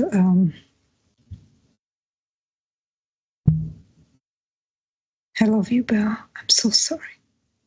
I love you. I love Hannah. Tell her. Tell you I love him as well. Well, you will always be my sister. If you can, if you somehow made it out, please contact me. I'll never forget you. And with that, I disappear. And I feel like I'm like standing and crying, and I look at Hannah, who must be very confused. And I tell her, we have to go. Bea's gone. What do you mean we have to go? Where is Bea? We can't save her. I'm sorry. And like, what was this thing? I don't know, but it's nothing you and I could deal with. I don't think, not even Isidore could deal with that thing. I don't believe this. Hannah, please. If it was just my life, I would fight. But you're my child, and I want you safe. And I know how you feel. I have felt this way for a long time, and I feel it right now. But I know when the battle is lost, we can't see it. We don't know anything. Like there's nothing. We're just gonna die if we even can find it. Please come home. We'll tell someone. Maybe someone will give us some answers. But right now we can't do anything. And you see that she's crying. And I'm crying too. But and she breaks down in tears, and it's just like I'll just hold her. A violent cry, an uncontrollable one. But she lets you lead her. Okay, I will lead her, and I'm crying, but we're leaving. But eventually, when we like go to somewhere where there are people, like I wipe my tears and I wipe hers as well. So we didn't walk with blood on our faces. Yes, you are a responsible sire, and you take care of that, and you take her home to your haven that now is missing Bea. Yes, I think we will go there instead of like the Anarch's Haven. You don't have the Anarch's Haven yet. Okay. Okay, right. Yeah. I'm sorry. In that case, I will get us to the haven. And I just... if Belle like told me that Wolf like asked her to, then I would call Wolf, explain situation. I would try not to cry, but I would try to be strong on the phone, but I would explain everything that happened and everything that we saw, and I don't know. And you hear Wolf, quite shaken, quite shocked, say, I do not know what that was. Thank you, and I'm very sorry. I'll pass that on. See what my clan can learn. Okay. Let us know, and if you get anything new, any information, please. Of course. And I think we just curl up with Hannah, and I just hold her and I cry because I can imagine that Bea's really lost. Meanwhile, Bea, when you come back to your body, you are descending into darkness, being carried by this person or creature, you're not sure, who seems very familiar, threats a sense of dread into you. And you're taken underground to a place that feels cold. And you see, it's mostly dark here, but you see outlines of shape, of old sarcophagi. And the place feels like a tomb that has been sealed for a long time, the many, many years. And as you're there, you're enveloped in darkness, and you feel your body disassembled and pulled apart, and pain floods your senses. And it lasts for a long time, warping your sense of time and self, and where you are, where the pain begins, and what flashes through your head as that goes on. I think to start with, there's a relief that I sent Janina away and that she listened. Eventually, it becomes a yearning to not be here. I think there's a few moments where I fully just remove myself from my own body and possibly go to places that were important to me to escape being there. But you can't do that forever. So eventually I get pulled back in and it all starts over again. And I don't know how long this is lasting in real time, whether this happens for hours or days. But certainly I'll start losing much else other than the sort of reaction to the pain. And it just becomes almost normal in a sort of horrible sense. There's the old sort of feelings of guilt and shame and some strange memories that'll resurface at various points, but don't quite make sense. And I stop sort of being able to think coherently at all. You do. And the pain comes back, and every night as you wake up, you don't remember it at first, and then it starts anew. And you suffer in a darkness with your sense of being unwinding until one day you and everything that you were dissolves into darkness, and only then the pain ends. What are your last thoughts as you feel your life and your being drained out of you by the creature whose pale eyes look at you with disdain?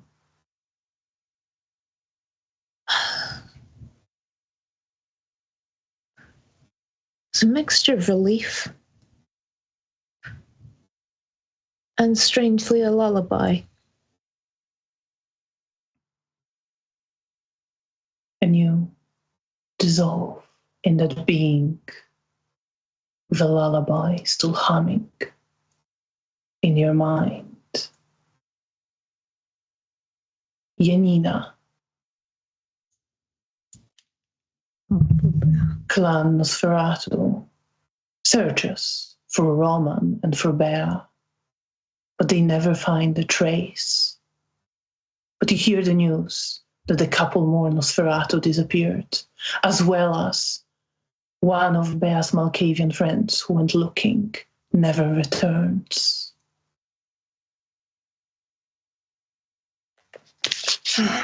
Hannah is angry and keeps walking around that area, but she doesn't find anything and never feels anything pulling her in any direction.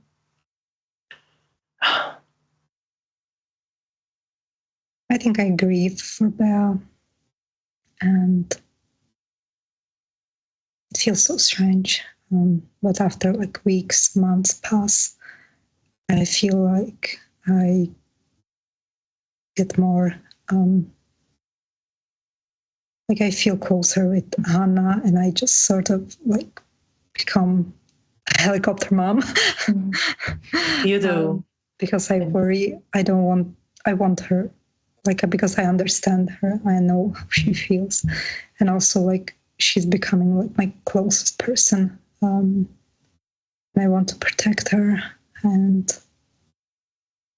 But I always like think about Bea every day, even though like months, years pass. That's what happened with Bea, changes your decision to join the Anarchs? No, I think it more strengthens it because like Hannah's gonna be with me and I don't have anyone else, especially with Roman gone as well. I don't have anyone as close as I had before. There is not much ties for me in the Camarilla as such. Like I still like have friends there. And I definitely like talk about Bea with Anthony at some point. Yes, and you see the pain and regret still in his face. And you know he tries looking as well, but he doesn't find anything. And about a month or so after Bea's disappearance, Isidore gets his domain and invites you and others in his group into a haven located in Praga district, where you once lived with Mara and Bea. I will go there, of course. You go there with Hannah, who wants to go. And she's angry with the Camarilla and keeps saying they're not doing enough to find Bea, even though you think Antoni is looking as much as he can. And even though you know Clan Nosferatu did what they could, as well as some of the Malkavians. I feel like I comfort her because like I know exactly how she feels. But I just try to tell her about like everything that happened. Like stories before, like I met her and stuff, and what happened, what we did, and because I want like her to know that I made a lot of mistakes, and I don't want her to be as reckless as I was. So you're trying to raise her well. To be more careful as you move into the Anarch Haven, located in a pre-war building in Praga, in a basement, very reminiscent of your old haven in that district, although not the same one. Does it bring back memories of Bea and Mara? Yes, of course it does. I often think about everyone that I've lost so far. And I think I will, if Bea left some like drawings and journals at the hotel, I will keep them with myself and browse through them from time to time. So you keep them with you for years to come, living with Anarchs in Praga district. Yes. And thank you both. I think this is the right place to end the whole chronicle. Thank you so much for playing. Thank you so much for running. This has been incredible. It has been a pleasure. And thank you so much to everyone who's been watching. It's pretty incredible that we've had 77 episodes of this story and brought it to conclusion despite life and technology doing the very best they could to stop us. We really appreciate you joining us, everyone who stopped by our stream to check in on what we're doing and our kindred. It has been great. I know I wasn't in the chat much, but I normally read through it afterwards. And it always makes me really happy reading all your comments. So thank you all so much for your involvement and for your support for our little story. This has been incredible. We don't have future streaming plans as of now, but I'm planning to continue posting VTM videos on our YouTube. So stay tuned for that because some should be coming. You can also stay in touch with us. I think we're all on Blue Sky now, so please check in. It would be great to chat and hang out there. I think Partners was meant to post the links to our profiles in the chat, so hopefully that will happen. And yeah, I'm gonna Faye, Dolores, do you have anything to say to our audience? thank you all for coming on this journey with us. It has been really incredible. It has been so lovely to have people that are excited to watch this story as it unfolds with us. Also, thank you so much to Alex for running this. This game literally would not have happened without you. So, bravo! Yes, bravo. Thank you. Yeah, I'm really glad you enjoyed it. Absolutely. And of course, thank you to partners for Yes, all big of the thank tech. you. And thank you, Dolores, for being such an incredible other player. I love playing with all of you. Yes, thank you. You've both been great. It's been such a pleasure. And thank you, Alex, for creating so many amazing characters. I'm going to miss everyone so much. Like, you're amazing. And I don't think ever, I'm not sure if I ever like play another role-playing game, but I love this so much. I'm so glad. So glad. It's a top of the top. Yeah. Thank you. Thank you so much. You're both amazing role players, and as are you. So glad that we are friends. And we have Kat again at the end. Michael makes his final stream appearance. Oh, yes. Michael's asleep right here. Yeah. But thank you so much, and to anyone who watched us, I'm so glad that you stayed for all the time. I can't believe that it's been so long. No, neither can I. Thank you all so much once again. So this is a wrap on the Ruins of Warsaw. All our episodes will be on YouTube and are staying there. And once again, thank you so much. Keep well. Hope to stay in touch with you in some of your projects or other things that happen in the RPG or internet spaces. And hope to see you again in one of those places. And until then, keep well and good night. Thank you so much. Thank you. Bye. Oh, poor Bea.